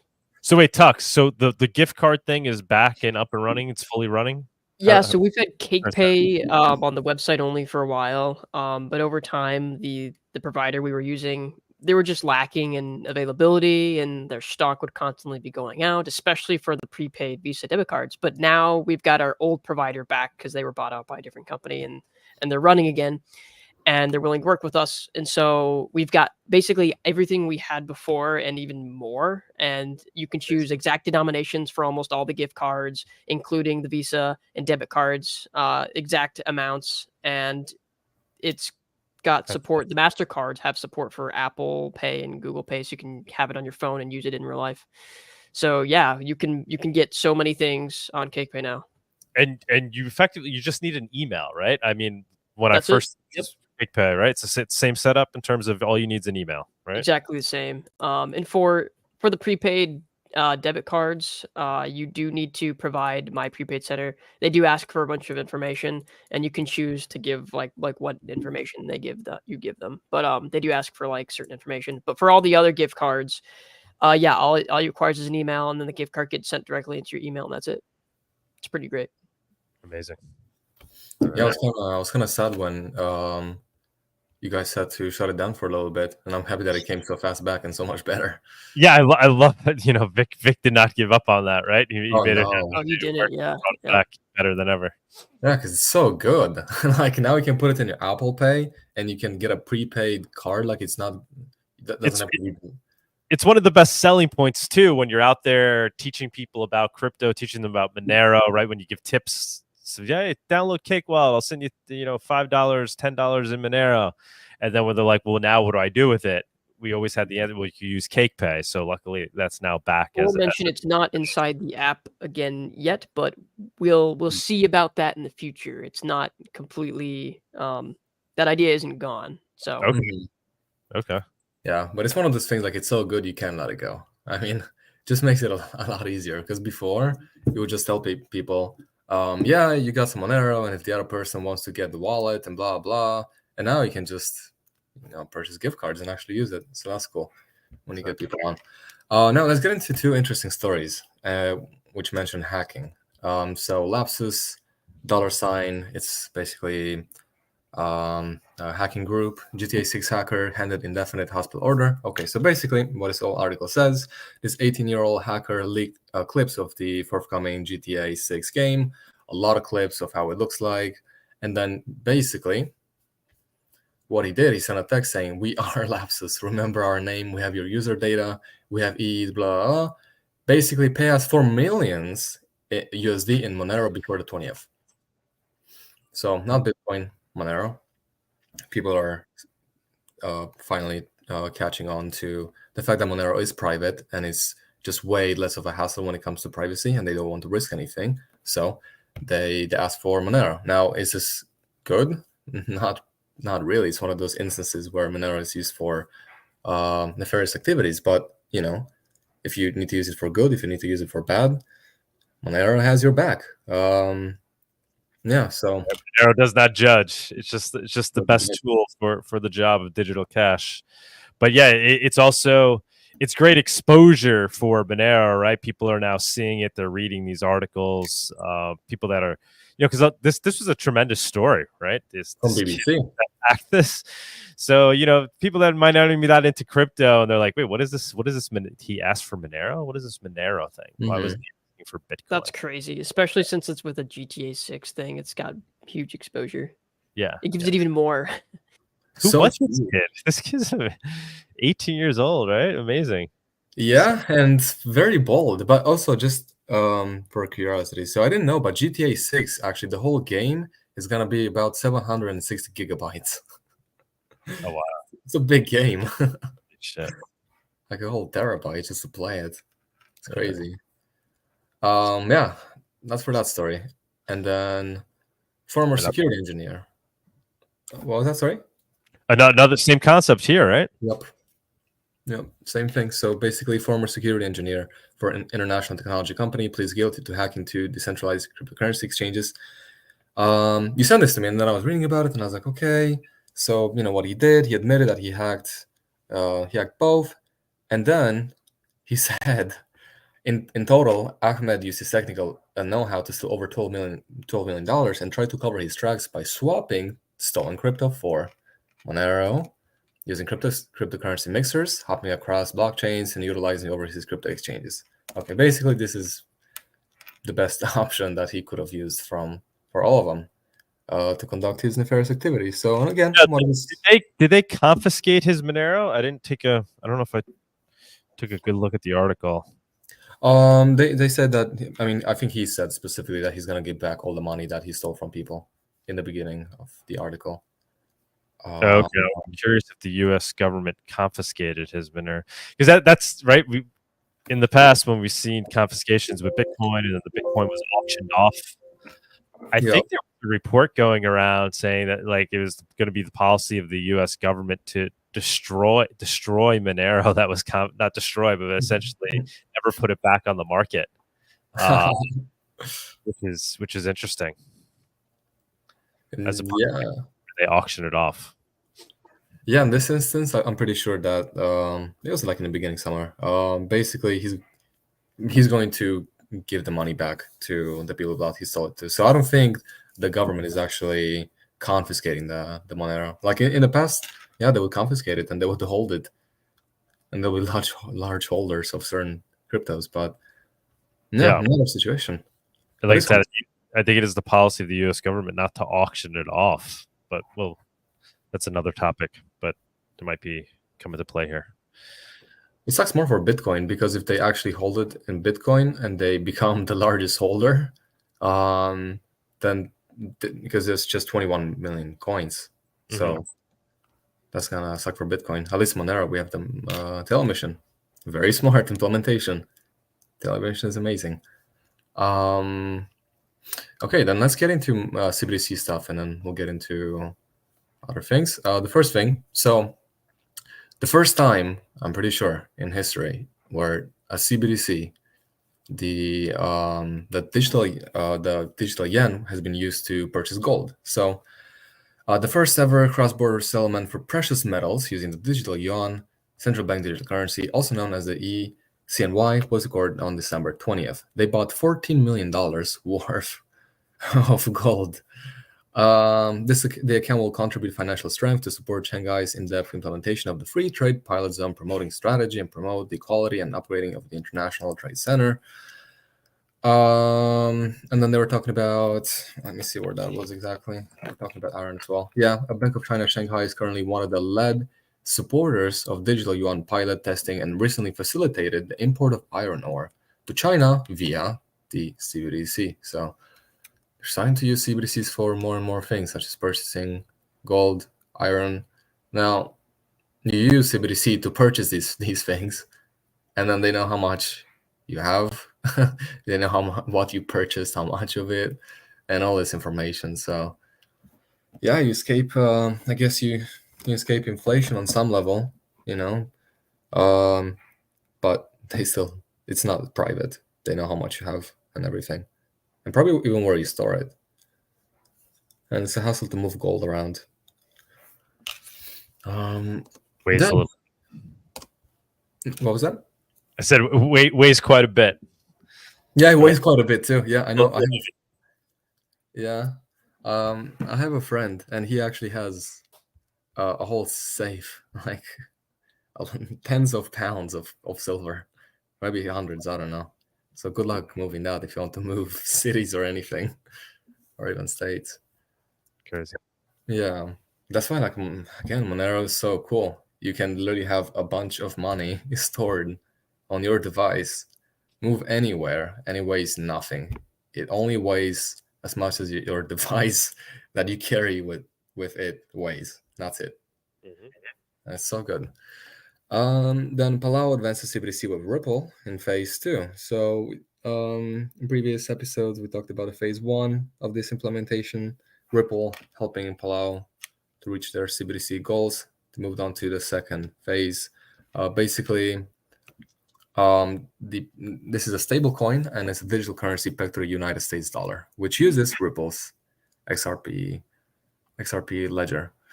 I was always thinking, especially a couple years ago, when I heard the first time when Algorand is helping all these countries with CBDCs and Ripple now and all these things, and definitely they're not part of the revolution, because Monero would never, or anybody in Monero would never help with CBDCs or anything. So this was an interesting article. And they also said, so yesterday, the Republic of Palau Ministry of Finance officially launched phase 2 of the Palau stablecoin program based on one-on-one tokenized US dollar. They seek to expand accessibility and user participation. Yeah, so CBDC is going to come soon for them as well in Palau. Then Nigeria's top banks collaborate on new cNGN stablecoin. It's a complement. It's not a substitute of what they already have in Nigeria. And it's interesting how, I think in the beginning of the year, we were just talking about how they have the in Nigeria, and then we would joke around how nobody uses it, just 0.5%. And now they force them to use it. And now they have the stablecoin on top as well. So Nigerian banks are collaborating to create and oversee a new stablecoin, cNGN, which is a novel digital currency designed to bring advantages to both token holders and the Nigerian economy. Basically, and there's a lot of banks partnering: Access Bank, Sterling Bank, Providus, Carapay. But the cNGN, they said, is a compliant and regulated consortium-backed stablecoin that we have been advocating. It maintains a peg to the Naira in a reserve bank account. And the difference is that this new stablecoin is developed on public blockchains, banned to Polygon, Ethereum, BNB, Smart Chain, and Tron. Yes, and it's a complement. It's not a substitute, and it's going to have broader capabilities. And the cNGN is overseen by a consortium involved in Nigerian banks. Yeah, so they're going to have this system as well, besides the CBDC. Then we have what I thought was interesting from Monerica project, which you should definitely check out. It's really amazing. Ghostbox. So I actually never heard of Ghostbox until today. So Ghostbox is a privacy-oriented free speech one-time payment email service hosted in Warsaw. No end-to-end encryption bullshit. Emails by design will inevitably be decrypted somewhere along their way to our server. Most importantly, which is interesting, we only share email address info when legally required by court order from a court with jurisdiction over our server. Even then, we always send a copy to the affected email address. And you can pay with this in Monero. That's cool. Yeah. So that was interesting. Then Foundation device. So for a long time now, Foundation is a really well-made device, and everybody wants Monero on Foundation. And so someone asked, Vanessa Harris asked, so when you all shipping Monero support? And they said there's an active effort to create a passport firmware fork to support Monero. We expect to see an outcome by end of Q1 next year. That's super exciting. Yeah. That you know, all those, you know, the BTC privacy people, they're becoming exposed to Monero, and there's this potentially great option for Monero users to store their crypto. I think last year I made a comment if they're going to support Monero, and I'm not sure what response I got, but it wasn't. Yeah, I heard inklings of it, but now I never really saw them directly talking about it. So this is really cool. They're confirming that, and they said Q1, right? Yeah, pretty soon. That's amazing. Yeah. Oh wow, Awesome. that is awesome. Wait, so are they saying that people at Passport or people at Foundation are actually working on it? What did it say, Tony? There's an active effort. This is forked from. I guess maybe it's they not just have people that are actually working on the bounties, is what they're saying. Yeah, possibly. Yep. That would be awesome though, because the passports are really nice. It's a really nice device. It's really nice. Passport, Bitcoin. I mean, they're really nice. So that's even from the beginning. I was wondering. It probably become the preferred hardware wallet option for Monero, right? I mean, because it's just so nice. Yeah, so that's gonna come soon. Super cool. Yeah.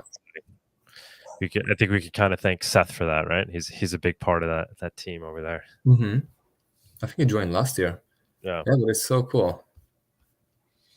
And it's kind of like under disguise. People will just think, "What do you have on Nokia still?" Like this is 2024. I mean, Snake is cool, but it's time to move on. So the design is so and cool. I appreciate their posture on open source and open hardware. They're very serious about that. Yeah, so I'm excited about that. Now, this is interesting. What Gunbat Fire tweeted. So, you can now legally pack contracts in Bitcoin, Monero, gold, gallons of milk, literally anything, you name it, you can. So, let me see. Article 766 in Argentina, obligation of the debtor. The debtor must deliver the corresponding amount of the designated currency, whether the currency is legal tender in the republic or not. So you can use whatever you want, basically, to pay back, which is very interesting. So you can pay back your debt, I guess, with milk or whatever the other person wants back. Yeah, we were talking about this with Pavol. That's seems to be what they're saying, right? We have Gamban in the chat. Yeah, that's cool. That's cool if that's the case. That's really cool. But like debts with Monero. Yeah, you can. Yeah, which is awesome. I was having some conversation with a guy some time ago. Like some people actually advocate for just trading and no money. But for me, like it doesn't make any sense. I think we need money. So, but if we have money as well, and then you can opt out by doing this as well legally, and that's interesting. That's cool, I think. Because I was thinking, like the people that they don't want money anymore. They want to go back to trading. Okay, well, what if I really want to get this plane ticket and they don't accept my, I don't know, my cows or my sheep, and that's all I have, So I need money. But if you have that on the side, that's cool. Now, the number of Monero transactions is surging, increasing from 25K per day to 50K per day. Does anyone have an explanation for the significant rise? That is big. And man is saying Mordinals. Really? Are they back? Are Mordinals? I don't think it's Mordinals.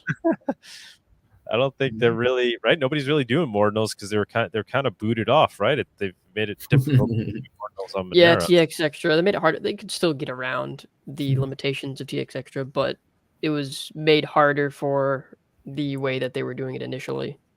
And I don't think it took off at all. I've never heard anything about Mordinals since the beginning of this year. Yeah, I think we would have certainly heard about it on Monerotopia, right? Yeah, Ramsey saying, plus I was buying substances for my New Year's party. Yeah. That's a lot of substances. The currency of choice for preparing for New Year's Eve parties. That's a lot of substances right there. He's going hard.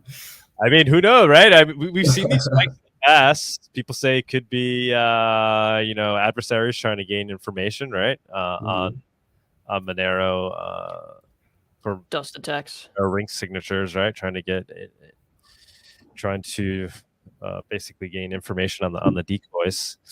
I don't know. What do you guys think? Maybe Alaska Anon has some insights into that if he's in the chat. Bring him up. But every once in a while, we see a spike like that. Yeah. That is a weird, like within a day, it went from like 20 something K to 50K. It is pretty odd that it would go up just like that. Unless there was some kind of, man, we need body. We need body today. Yeah, unless there was some kind of market signals or something. Because like things have been, looking and being kind of interesting in the market in the past few weeks. Bitcoin's been kind of going up and down a little bit. But it could also be like dusting attacks, right? Right, potentially trying to sniff out all the decoys, like you said. We don't know how effective it is. I mean, we see these spikes every once in a while. So, or somebody just testing that. Maybe it's Arctic Mind just testing out the network, see what it can handle. I don't know. He's testing it in his apartment. Are you spamming the Monero network, running some tests? Who knows? Yeah, we don't know. But exciting to see whether it's for people that are trying to take gain insight into the Monero network, or if it's just organic adoption. I mean, I guess it wouldn't be organic adoption. I don't know what it is. I don't know, but some kind of spam. Or there is no spam, right? We don't. I wish it was organic adoption, but I think it's just it's something else. Yeah. So we'll see. We'll see what happens next. But what's cool is that right here, the fees actually got lower. So bring it on. Bring transactions as high as possible. Bring the volume because the fees will get lower. So it's only good. Now, I was saying every time BTC fees go up, Monero usage increases. LTC traction. Oh yeah, that's also a good point because of the constant. Really went up. I don't know. Yeah, the way it went up was weird. Like, of course, there have been a lot of people that have been using Monero because of Bitcoin's fees are so high, but the one day where it went from 20K to 50K needs an explanation. Yeah, I'm really curious now, actually. Man, it'd be cool if this new year is the year that Monero it's steadily like levels up to like 50K transactions, right? Like now we're usually at the 20K number. Yeah, but it'd be beautiful to see if the new normal is 50K transactions. I mean, right now Bitcoin is still for medium priority. It's 166 sat per byte, which is $10. So it's not as high as it was before, but it's still pretty expensive. Yeah. Yeah. So we'll have to see. But let's talk about the letter from Senator Warren. Criticizing a recent criticizing a recent letter to Congress co-signed by dozens of former U.S. military intelligence officers and national security professionals. Here's the letter from November 15th. And then it says, let's read this. The signatories state clearly that no amount of money, whether it be gold, dollars, or digital assets, should be used to fund illicit activity. But we must also be able to have a reasonable conversation about the latter when it comes to proposed solutions to the problem. We hope that expert voices from the digital asset industry will help balance the conversation and lead to real solutions that respect technology and allow it to continue to grow in the United States. Yes. So that letter that you're reading, that's what Kristen Smith wrote of the Blockchain Association. She was writing to members of the House to try to convince them, or members of the Senate, to not support Senator Warren's bill. And then Senator Warren got all pissed. She wrote this letter.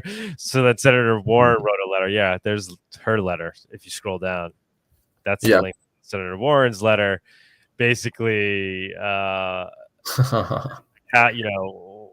are you out here trying to convince representatives not to support this bill?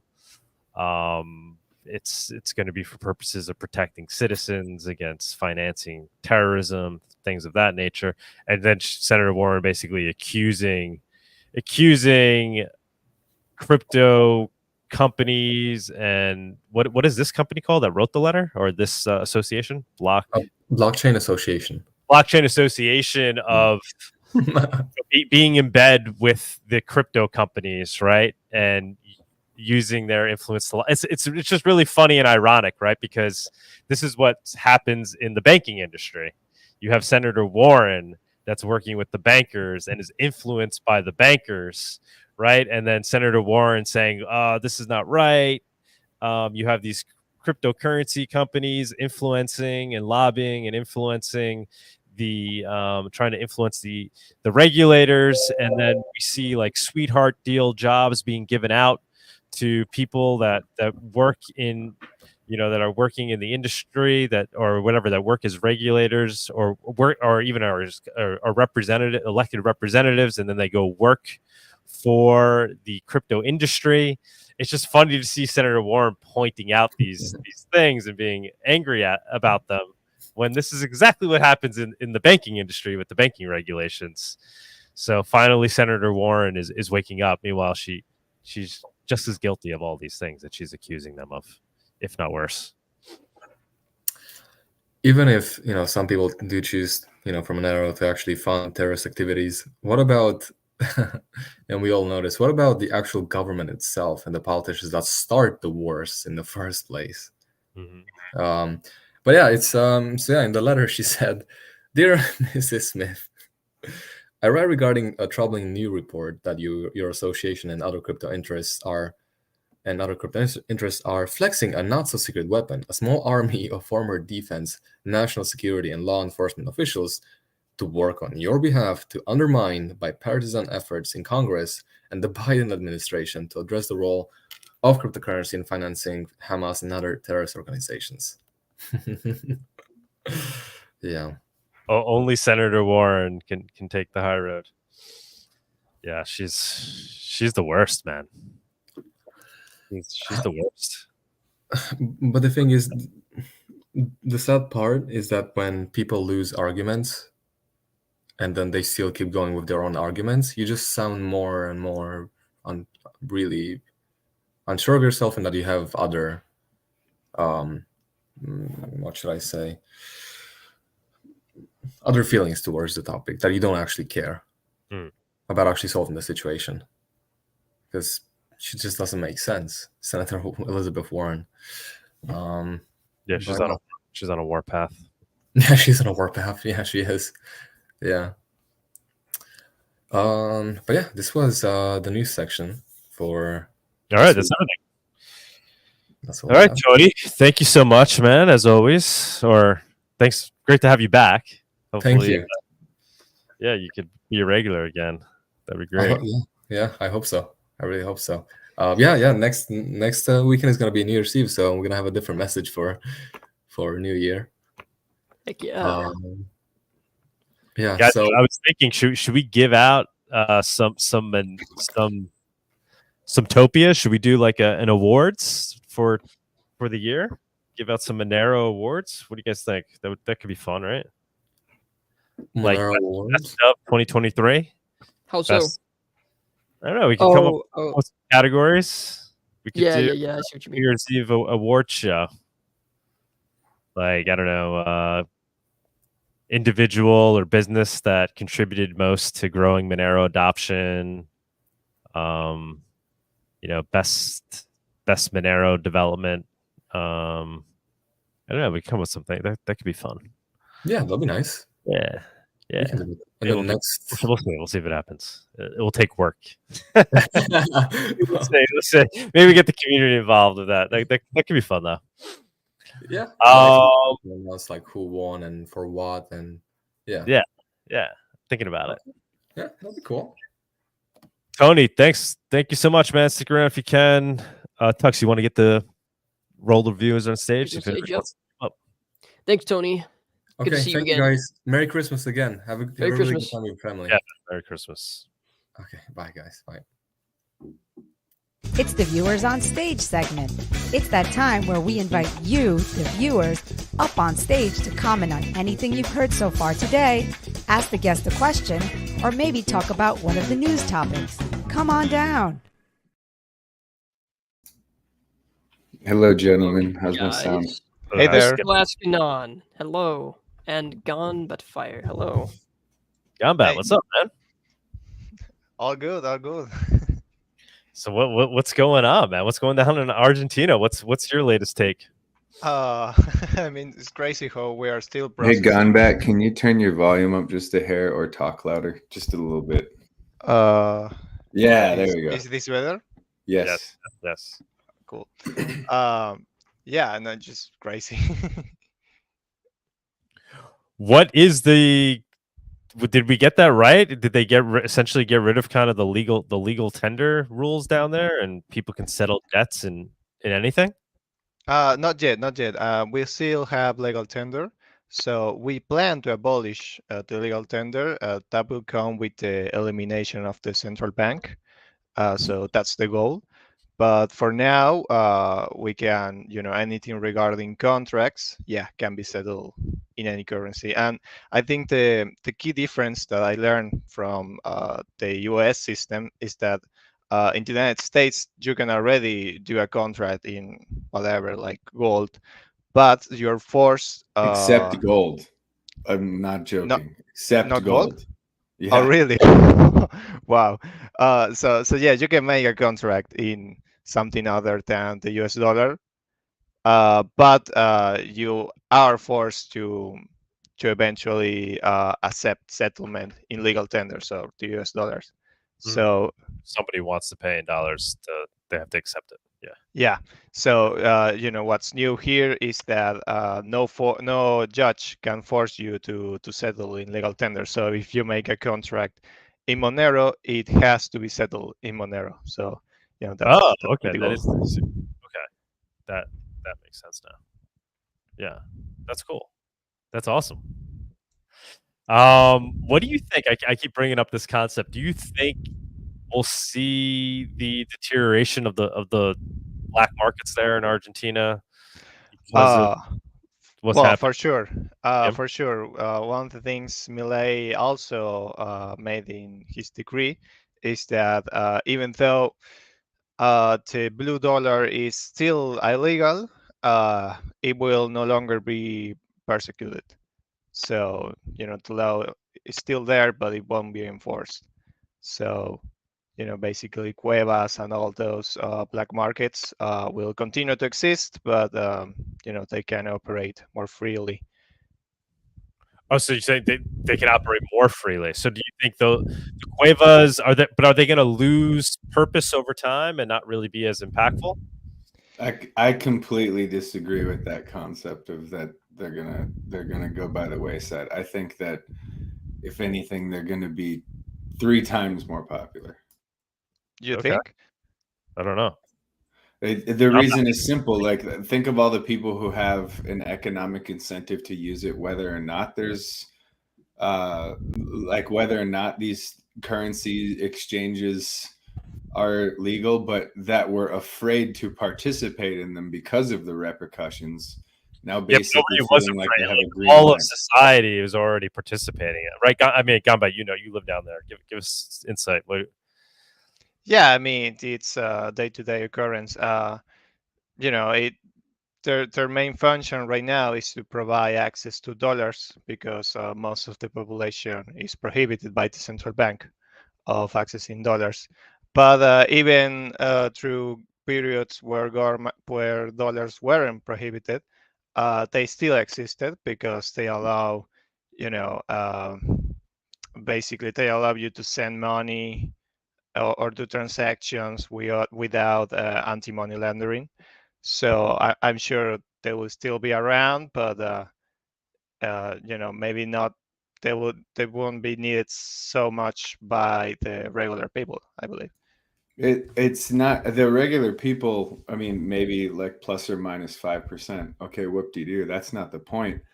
The business to business side of things is what I think people are missing.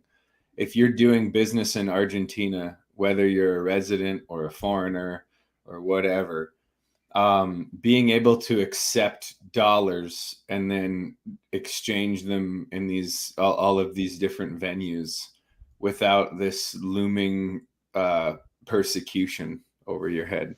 And business to business transactions make up like over 90% of the economy, no matter where you are, because even though it all is based on the end user, the end customer, money changes hands dozens and dozens of times before something is purchased by the end user, right? So if you think of it in terms of, let's say I'm an American and I go to a hotel and I can pay in dollars or I can pay in whatever.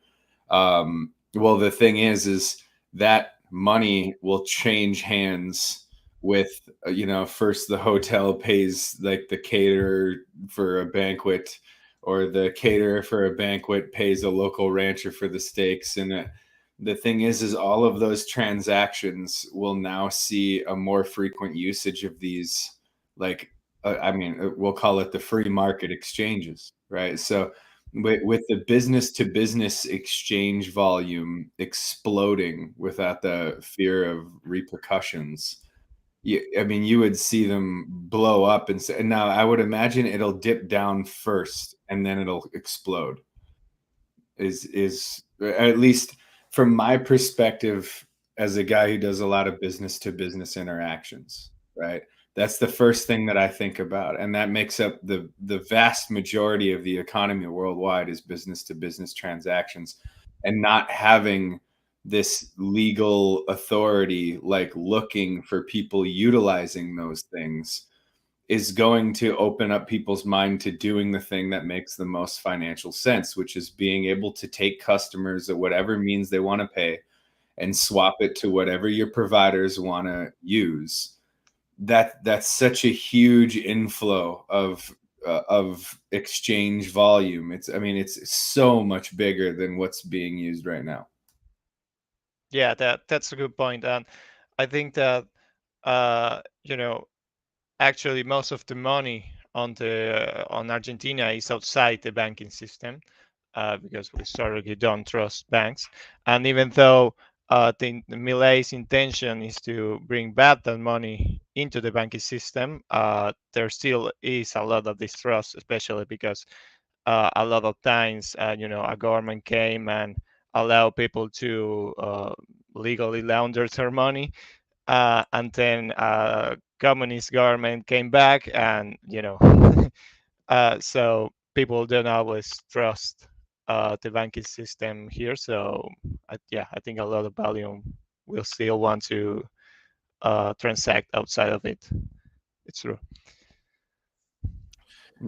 What do you think about crypto adoption? People were moving into crypto out of a need previously because of how bad the fiat system was. If that starts to repair itself, despite the fact that Milei is making it more crypto friendly, will there be less of a need for regular average Joe Argentinian to use crypto or try it out? I'm just curious what your take is on that, Combat. And then Alaska now we could hear what you have to say. Yeah, I think that for the regular people, it won't be as necessary. For me, I got, the first time I exchanged fiat for crypto was the day a banker told me that I couldn't buy dollars. So, that was the day I decided, okay, I'll just get crypto. So, there will be less of a need for that. But, I could see the case for perhaps business. They may be interested in using crypto even more. Yeah, as an export economy, the gains for businesses doing business with Argentina wanting to migrate to crypto, the financial incentive is so overwhelming. And the other thing is you're going to quickly see like the coin card business model explode once these businesses realize how easy it is to do import export in crypto. And you're going to see businesses offering discounts for people just to use crypto in Argentina. Like that, it really is just a question of, not to belittle the rest of the world, but at the same time, like people who have survived the Argentinian business climate up until this point are either really shrewd or really high IQ individuals. And they're going to see the incredible advantages that are afforded to getting money in and out of Argentina, not even because of the Argentinian jurisdiction, but because of wherever they want to send the money to, right? Look, China just had all of these reasons why they've been effectively politically kicked out of Argentina. But they have all of these investments tied up in Argentina. Well, how are they going to get their money back? You know, and by the way, this plays into what I was trying to talk about before, which was or in the chat. So the Monero price is going through a bunch of things that they might quiet down a little bit, but they're not going to go away. There's a reason why the Monero transaction volume and the Monero price is on the steady climb, and why it happens in bursts. The first one is transaction costs in competing cryptos. The second one is clearing short positions. There's all of these exchanges that have been caught, at least mathematically, like they have to be doing short positions, and then they have to clear those once in a while. And that ties into the redemption of withdrawals, which then ties into when people are withdrawing their money from the, you know, as Body likes to put it, the degenerate gambling that is these exchange like whorehouses, right? When they're withdrawing their money, there's an incentive to withdraw in Monero, and then when they try to withdraw in Monero, we've seen what happens when they all rush for the exits. Oh, we're having technical issues. Oh, shocker, right? They keep having technical issues when people want to withdraw their money. It sounds like a banking system to me. So it wasn't just from Remsey's upcoming New Year's Eve party? Oh, I'm sure they're all tied together. He's probably the most degenerate gambler of all, I'm sure. Like saying is because of Cake Pay for sure. Yeah, it certainly helped. And I know Cake Pay added that new exchange as well, where you can now in Europe purchase Monero with your bank account. You know, that was exciting news as well. And we saw, I think they tweeted that they had like over 600 800 wallets. The last numbers that they published was 800 wallets were linked to a bank account. And this is the other thing, you know, that old like first they ignore you, then or like, you know, you got the stages of grief, right? The banking system is quickly moving into the bargaining phase, right? Because the thing is like the writing is on the wall, and then either they can keep fighting it and not get their ill-gotten gains out of the broken system, or they can start to bargain and comply. And if they do that, then they can at least leave their collapsing system with some of the gains that they have, right? So, and that's kind of the reason why I'm saying like it's overwhelmingly favorable to Monero to watch these house of cards fall. And I mean, you've seen me on the show on the other side of things many times before. I'm not just like everything is a price pump, everything is good news for Monero. I'm not that guy, but really we've hit a phase where there's a lot of reasons to believe that there's future optimism for Monero. I think year over year Monero is up like 32% or something like that. I mean, it's fun. I swear it's almost like every time Body doesn't come on the show, the price pumps. It's like, but it's just like it's a stable coin for what, like, straight 5 months or whatever. Body, we love you, but you know, stay home so we can watch the price go up. DA Sales is saying, hope everyone is well. New to Monero. Welcome to Monero, man. You're welcome to jump up on stage too if you like. You don't have to show yourself. You could just talk. We put the link up, the StreamYard link. Anybody's welcome, as you all should know by now, to jump up on stage and chat and ask questions, whatnot. Remsey, what's going on, man? What's on your mind? Yeah. So as far as general use case, it was kind of one thing we were talking about. I just wrote some notes down while people were talking, but yeah. So Monero's programmability still makes it harder to like embed into a day-to-day payment system. Like it's not as easy as like tap to pay. Like we don't have a crypto debit card, like, but that's because of regulation. And so the regulation, as much as we just don't want to work with the government, we still like, it is nice when they want to work with us. And that seems to be like a market trend. Like 2021, it seemed like people were really friendly, and then now they're kind of against it, but they're also doing this like double game where BlackRock's trying to approve the ETF, but then also politically they're trying to like, you know, come down on people. And then as far as like an app like CakeWallet, I think it's more likely to see mass adoption in some place like Argentina before the United States. And then, yeah, I would say, as Alaska Now was saying, like the banking system is kind of like seemingly on its last legs. Like Jamie Dimon is leaving, J.P. Morgan, Charlie Munger died. Like that's just not good signs for the banking system. And it parallels to me the political situation where they're trying to take Trump off the ballot. Like they're trying to basically cheat one of the candidates out because he's like messing them up. So those are my thoughts. All right. Carnage. What's going on, man? I think it's your first time up. Yeah. Hi, Doug. Topia. How's it going? I wanted to clear some doubts about Monero. Like a few days ago, I purchased around $20 worth of Monero, all right? But, well, I'm not quite sure that how this works. Like I've researched a lot that uh, about mining and all, right? So what do we mine exactly? Because I did some mining on my laptop myself, and my hard disk is pretty much short because it gets heated quite a lot. So, and I'm from India, so I don't have much scope to use around here. So I want to be sure, like if I'm mining, so it has to be worth something, right? Because Hey, I need Carnage, to use. I actually have a resource for you before you continue. If you want to write this down, or we'll try to send it in the chat. But there's a free publication called Zero to Monero.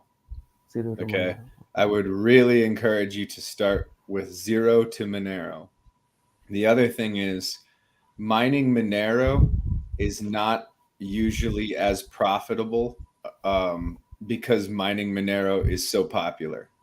No, And the reason, I don't. Yeah, yeah, I don't the reason want to for that mine is it because for it's profit or anything. CPU mined, and it's let's just say there's a very strong incentive for technically proficient people to use other people's computers, whether or not they know it. So you're basically competing against hackers that are using like Amazon Web Services or like cloud computing services against the will of those cloud computing services. But that is actually one of the strongest reasons to use Monero, is because the network is incredibly secure for that very same reason. But the real value of Monero is its function in the parallel economy.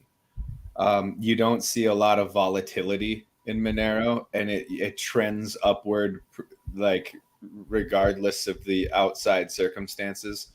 But it's the utility of Monero that gives it such a value. But start with Zero to Monero, and then I try would to. start with mastering Monero. Zero to Monero is some heavy stuff. That's like it gets into the math, right? I start with Yeah, but he's talking about mining Monero. If he wants to understand mine, and then mastering Monero was actually the next. I think that's what it's called, but the next recommendation that I would have is like if you want to understand the principles behind Monero. But as a newcomer to Monero, what I would tell you is the ethics behind the project and kind of the intended function for the project is it follows the Unix philosophy of do one thing and do it very well. And Monero is attempting to be private, secure digital cash.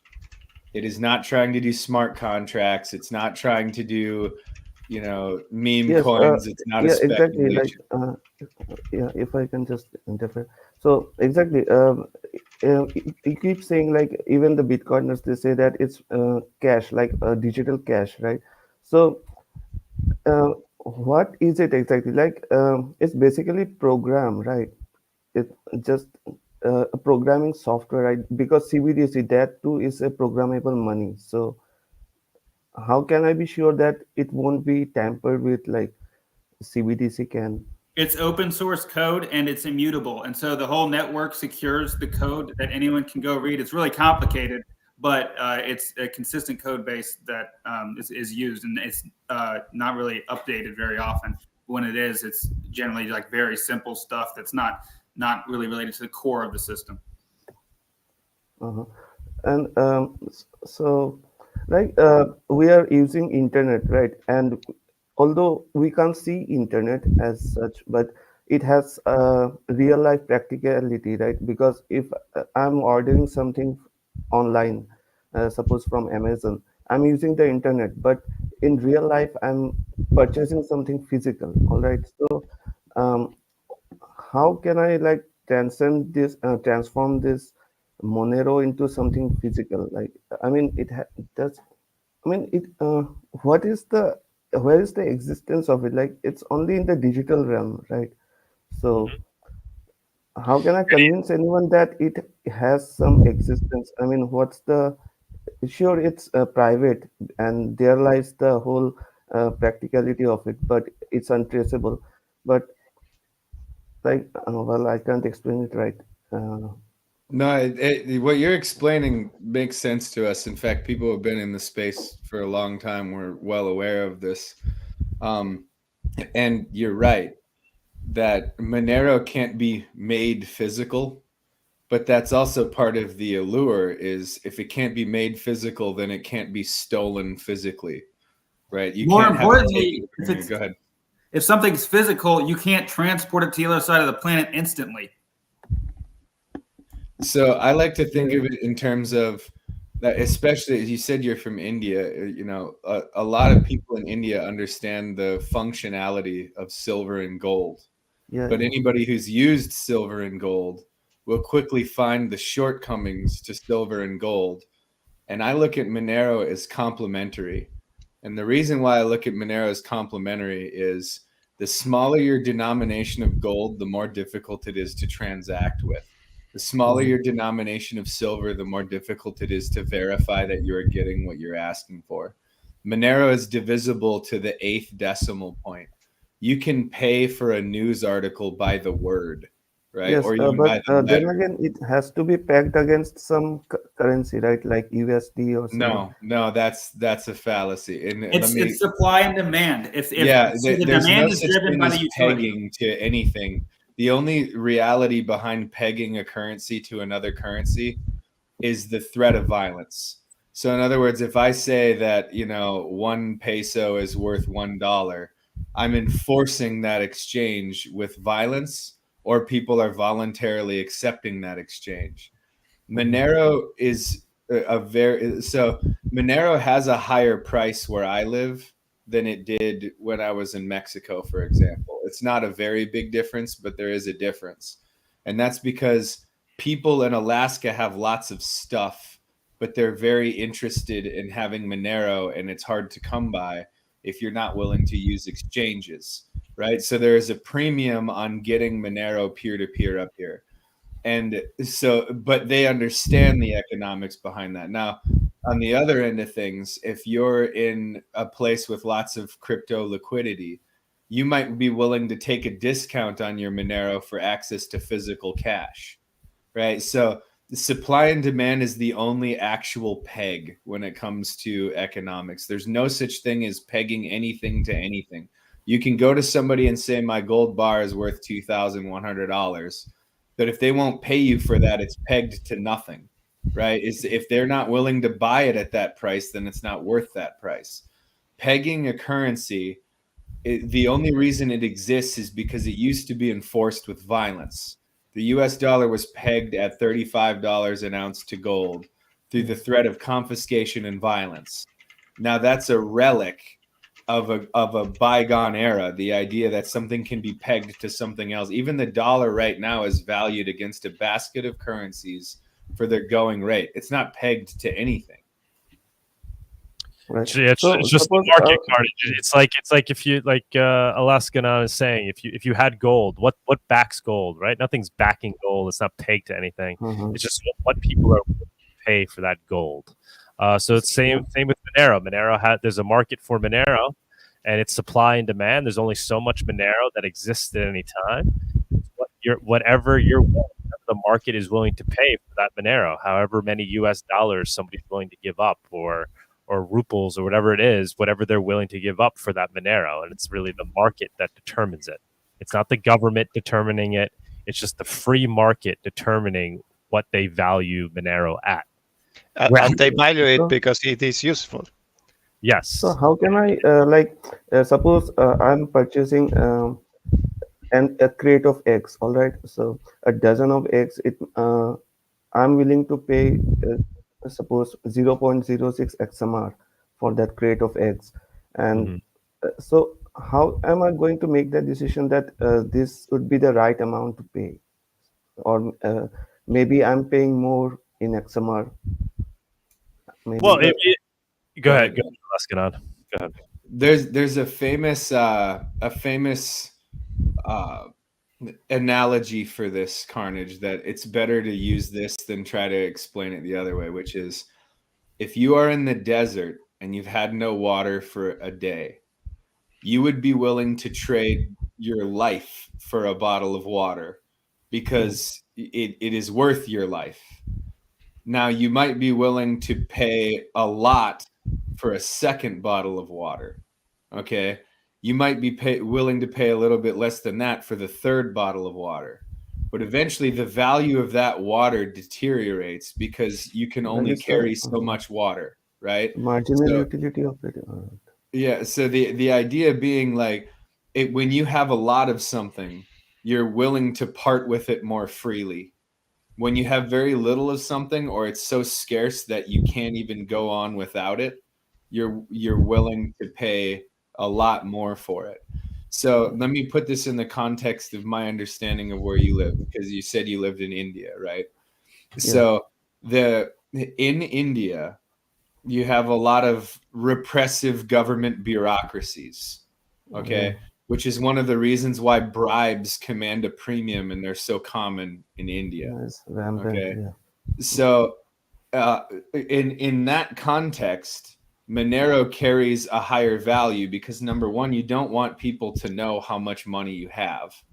And number two, if you wanted to pay a bribe, you would want to make sure that you could neither be prosecuted for paying, not that that ever happens in India, but like you couldn't be held accountable for paying a bribe, nor could the person you're paying be held accountable for the bribe, right? And so just like Monero would have a higher premium in Alaska because it's so scarce, Monero would have a higher premium in India for the same reason, only in reverse, because the value of its liquidity, right? You're going to see Monero change hands lots and lots of times within the same circles, okay? Yes. But on the flip side, there are a lot of things in India that are prolific, right? In other words, they're easy to come by. And then there are other things in India that are really, really scarce. They're really, really hard to come by, right? When you're valuing that item in Monero, you're going to get a different price in India than you're going to get in Alaska. So let me give you an example. An avocado or a mango in Alaska costs about 4 times as much as it does in like Washington or California. Or, I mean, it's even more like in Mexico. It's even more expensive than that if you were in Mexico, right? Because coming by an avocado or a mango in Alaska is next to impossible, right? The import costs and how by the time it gets to you, it's got like a 2-day shelf life. But now mangoes in India are probably pretty cheap, right? By comparison, okay? But on the flip side, the premium for gold in India is absolutely ridiculous, right? Yes. In Alaska, I can get a handful of gold powder at like, $1,400 an ounce, right? Like, and there's no premium, nothing. It's just a guy that came down from a gold mine. He got it all out of a river. There might be a couple little dust specks in it or whatever, but I can get a handful of gold nuggets and gold powder for $1,400 an ounce, right? In India, that would be absolutely ludicrous. Like everybody would be buying like crazy because, in India, that would be an unbelievably good deal. In Alaska, it's literally in the ground in my backyard, right? And that's the idea behind, well, how do you price something? The thing is you can't really price anything unless you look at the value in your current circumstance and what you're willing to pay for it, and the value in but it like a lot of people Last Gainer, let me just jump in here because you gave him a lot of information. I think his question was even like is just really basic. He's just saying, I think if I understood him correctly, he's just saying. Yeah, Alaska, he explained it correctly. Thanks. Oh, he did? Okay. Because I thought you're also saying like if somebody's selling a dozen eggs for 70 rupees, how do I just real simply, how do I know how much Monero I should be paying him? Right? Is that I what guess that would also depend on tail emissions and something like that, right? Because well, just in the simplest, just to make sure, like if somebody was selling eggs for 70 rupees, you would have to pay them 70 rupees worth of Monero, which would be based on what the exchange rate is. so it there. will be pegged against Indian rupee. Yeah. So where did you I mean, I don't know if you want to tell it, but like, how'd you obtain your Monero? You obtained it with From cash? local Monero. On local Monero. Oh, that's amazing. That's fantastic. Is there? Because that's the only way in India to purchase P2P. Amazing. Now, is Monero listed on any exchanges in India? I don't think it. Well, I It's suppose, but illegal I on don't want to exchanges. give away my KYC. So Right? Yeah, that's. Is it illegal on exchanges in India? Is that? I think so, because, but I haven't explored other exchanges, other centralized exchanges, because I just wanted to purchase it P2P.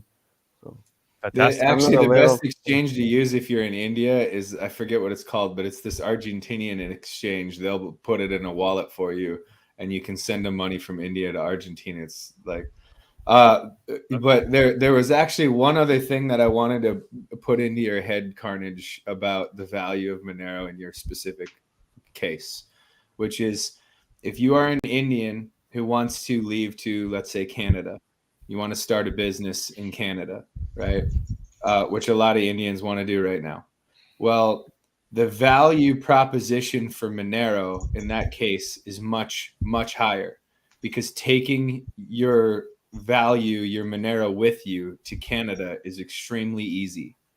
But if you try to take even gold, or you try to move money from one fiat bank account to another fiat holding bank account, the paperwork and the legal aspects of it are ridiculous, right? And so people who actually have money in India are willing to pay more for Monero, but people who don't plan on leaving India would be less interested in Monero.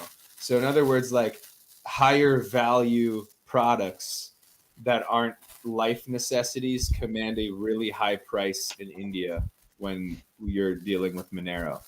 But simple things that you can grow and find in India that you can use in the dark market already, like, a street stall selling fruit or whatever, they aren't particularly interested in Monero at the level that somebody who's maybe worth $1 million would be interested in Monero, because they would like. Go ahead.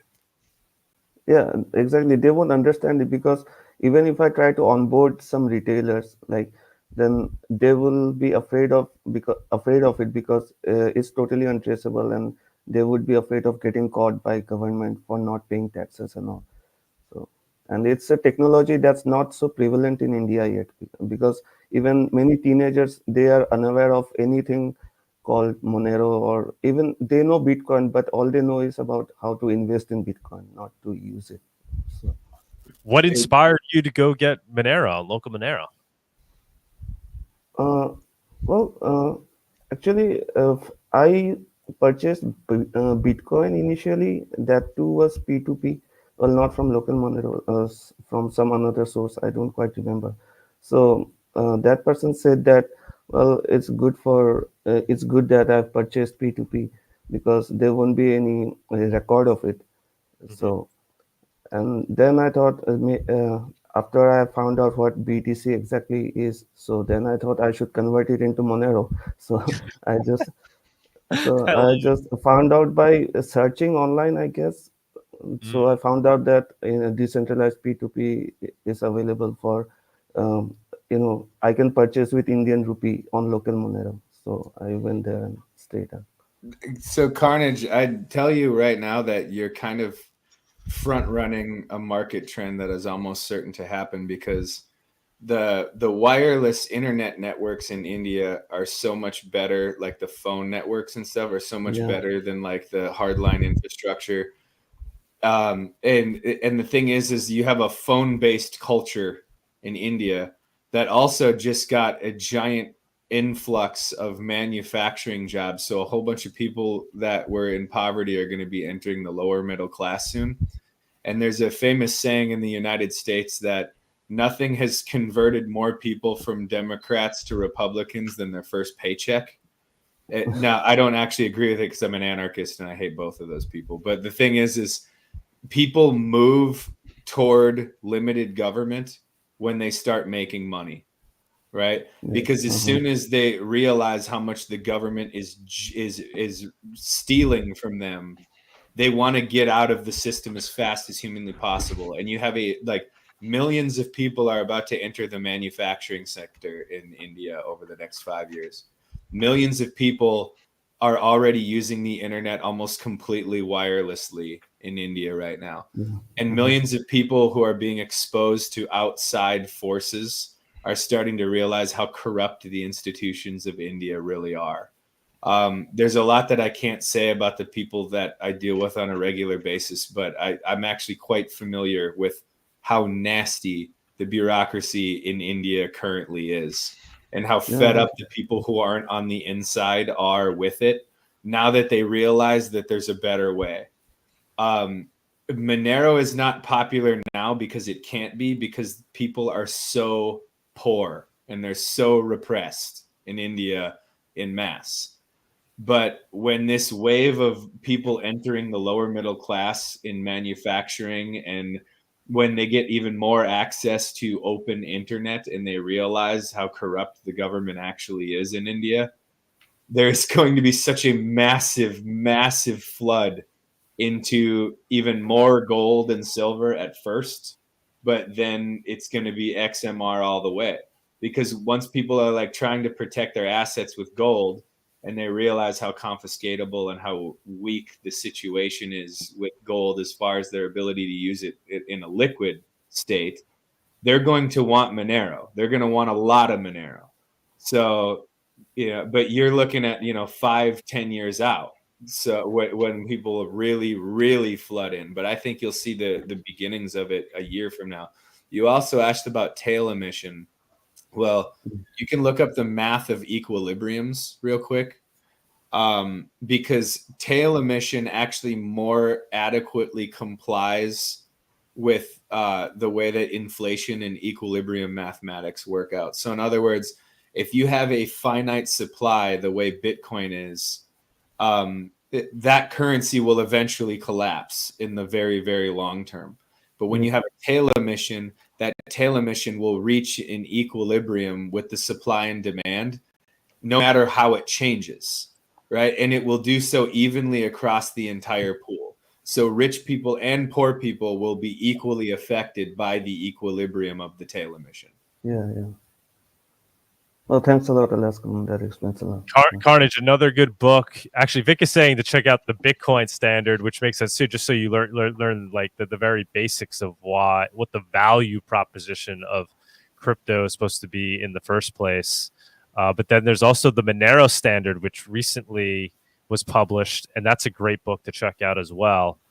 I would say Mastering Monero would be a good first read, just to kind of understand what Monero is and how it works and the technologies behind it without, it doesn't really go deep into the weeds.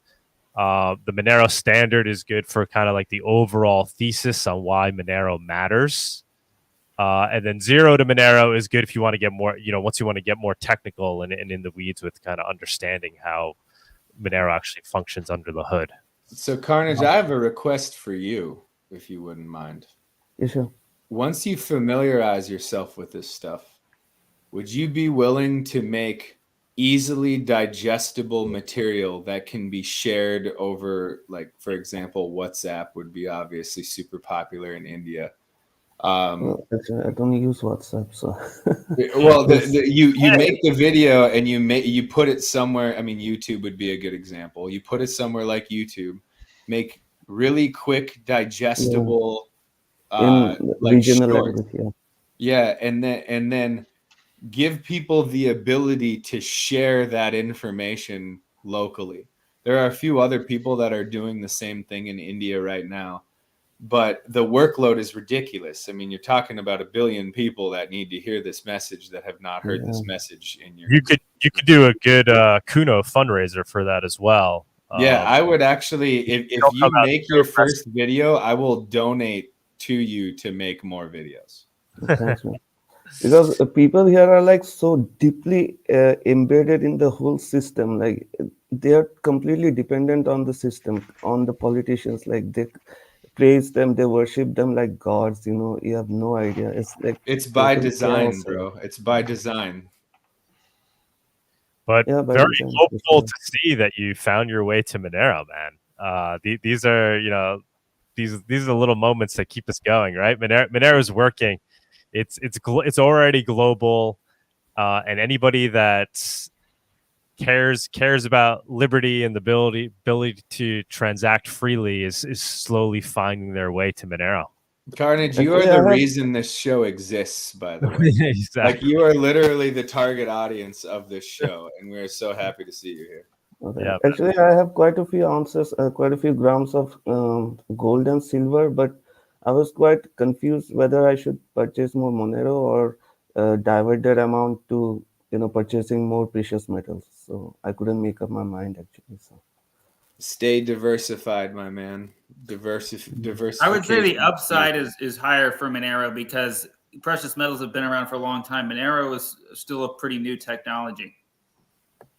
yeah. You know, Carnage, another way to look at it too is I don't know what you do for a living or whatever, but to just try to earn Monero, right? Yeah, So exactly. maybe stay diversified, but then on the side you can try to come up with ways to earn Monero.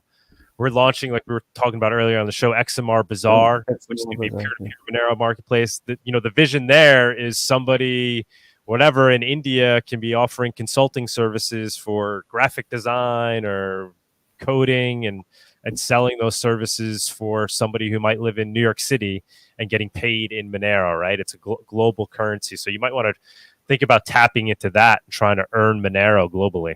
I will pay you in Monero to make easily digestible like stuff for. And the thing is if you publish it to YouTube and then you get popular, then you can also get a little on the side there too. And I'm not the only one. I mean, there's already people saying like I'm in right now that is, but there's people who are telling me like they will too. So Carnage, if you don't mind me asking, what is your profession? If you don't want to say, you don't have to. Yeah, actually, I'm a freelance graphic designer. You're a graphics designer? Yeah. Oh, perfect, man. Send me an email at Monerotopia@protonmail.com.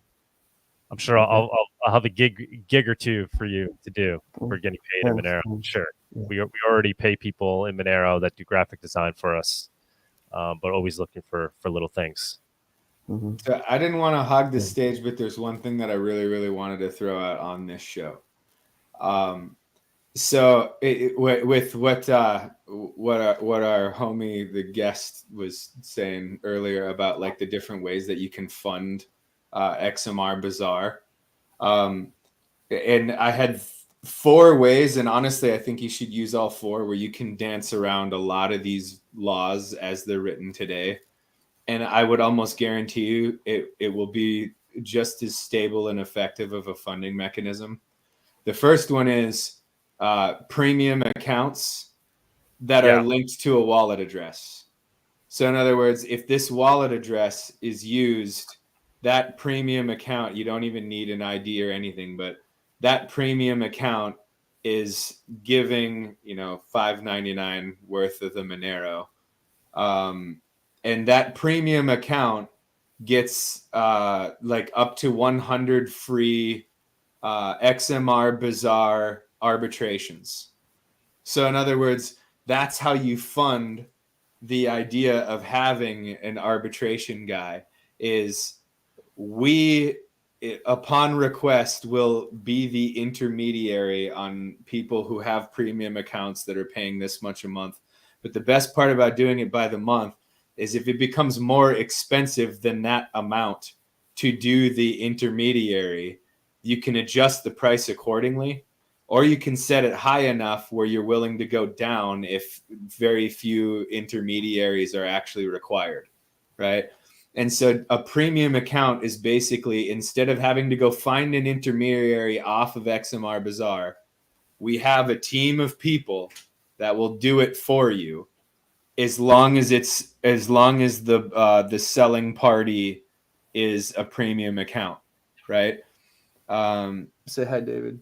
You basically Yeah. saying premium accounts give you access to the Monero escrow tool. Yeah. Well, the XMR Bazaar being the intermediary on the escrow. You leave the escrow available to anybody.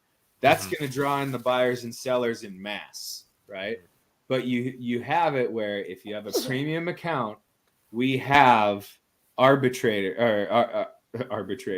We have intermediaries. I like that word better for legal reasons too.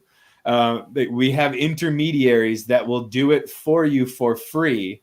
And it also adds confidence to people who are buyers for premium accounts. So in other words, it commands a premium because the web hosts themselves will do this arbitration as an intermediary as long as it's a premium wallet, not the account Right. holder, You're not saying the seller.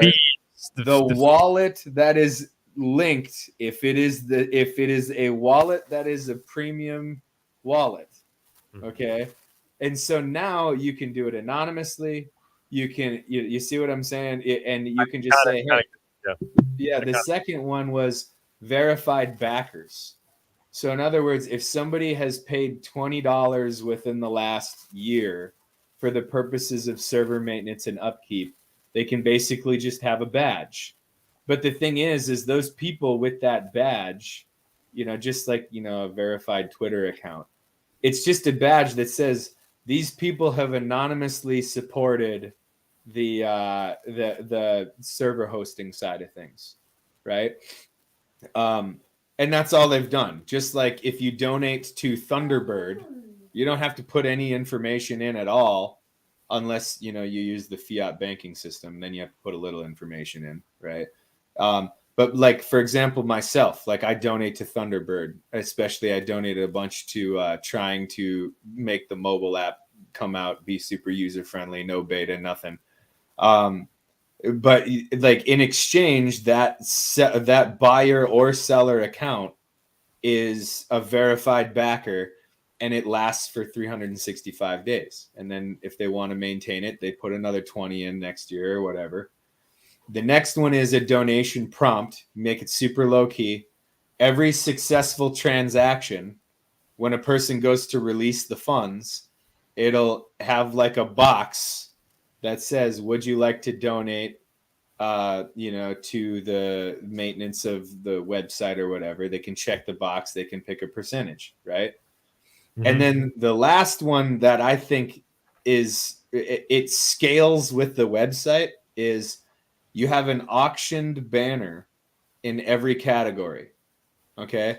And every 2-hour block of time that starts the second the banner goes live, every 2-hour block of time, you can pay into an auction, and then that auction expires when the next 2-hour block of time comes up.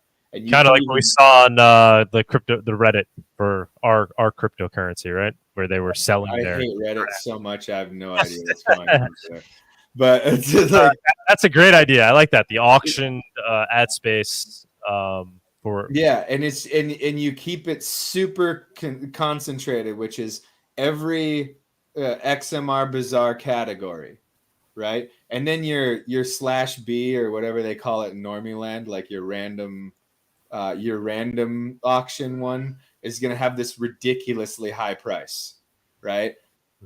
But also the ones that people want to keep it up is also going to lead to a lot of money over time. So like, let's say I'm selling a car. Well, if I expect that car to be for sale for a month, and I can set a minimum amount, like a minimum threshold or a maximum amount that I'm willing to bet, right? And over and over again, that car is going to be giving you, like over the course of a month, like 5 XMR, right? But you just keep it one banner, keep your site clean, because the value of that one banner space is going to, and you make sure that it scrolls with the page, right? So it's always visible no matter how far down you scroll, but also don't make it obnoxious and like just clog up the whole website. So nobody like maybe when you scroll down, it moves over to the side. So you can, I mean, definitely get like a good UI guy for doing it, and don't be one of you know what I'm talking about, like those fucking news aggregator websites or whatever. Because then I'm out too. But Me too. I would want to use a big fuck this shit. Yeah, it's like, bro, what the? I'm not. Well, those 4 methods would be really easily. Yes, I like that. I like all those. And I'm going to talk to you more about it offline too, man. Yeah, as you can see, I'm no rookie for dodging the government. So like, I would love to help you in any way. You know me, bro. I got your back. Whatever the hell you want to do, I'm in. So, By the way, is there? Do you think like in future they would be able to track, like the transactions on the blockchain using this AI technology and whatnot? So I mean, No, it's impossible. Well, yes and no. I mean, for all realistic purposes, no. And actually, Monero is already quantum proofing it's actually almost basically quantum proof now. But even the future of quantum computing, the developers of Monero have a pretty good roadmap for making it. Now, that said, when quantum computing comes out and computing horsepower gets really, really ridiculous, you might be able to go back through a save state of the blockchain from like 20 years ago and spend $500,000 reverse engineering like 5 transactions. But you wouldn't even be able to know what transaction you're reverse engineering until like you've already figured it out. Now, there are ways to like make an educated guess. But even that, like the likelihood that your educated guess is even correct is usually below 50%. So like it really is a super, super private thing. Now you can do something ridiculously stupid and get yourself caught, but Monero makes it so easy for even stupid people to not get caught. It's awesome.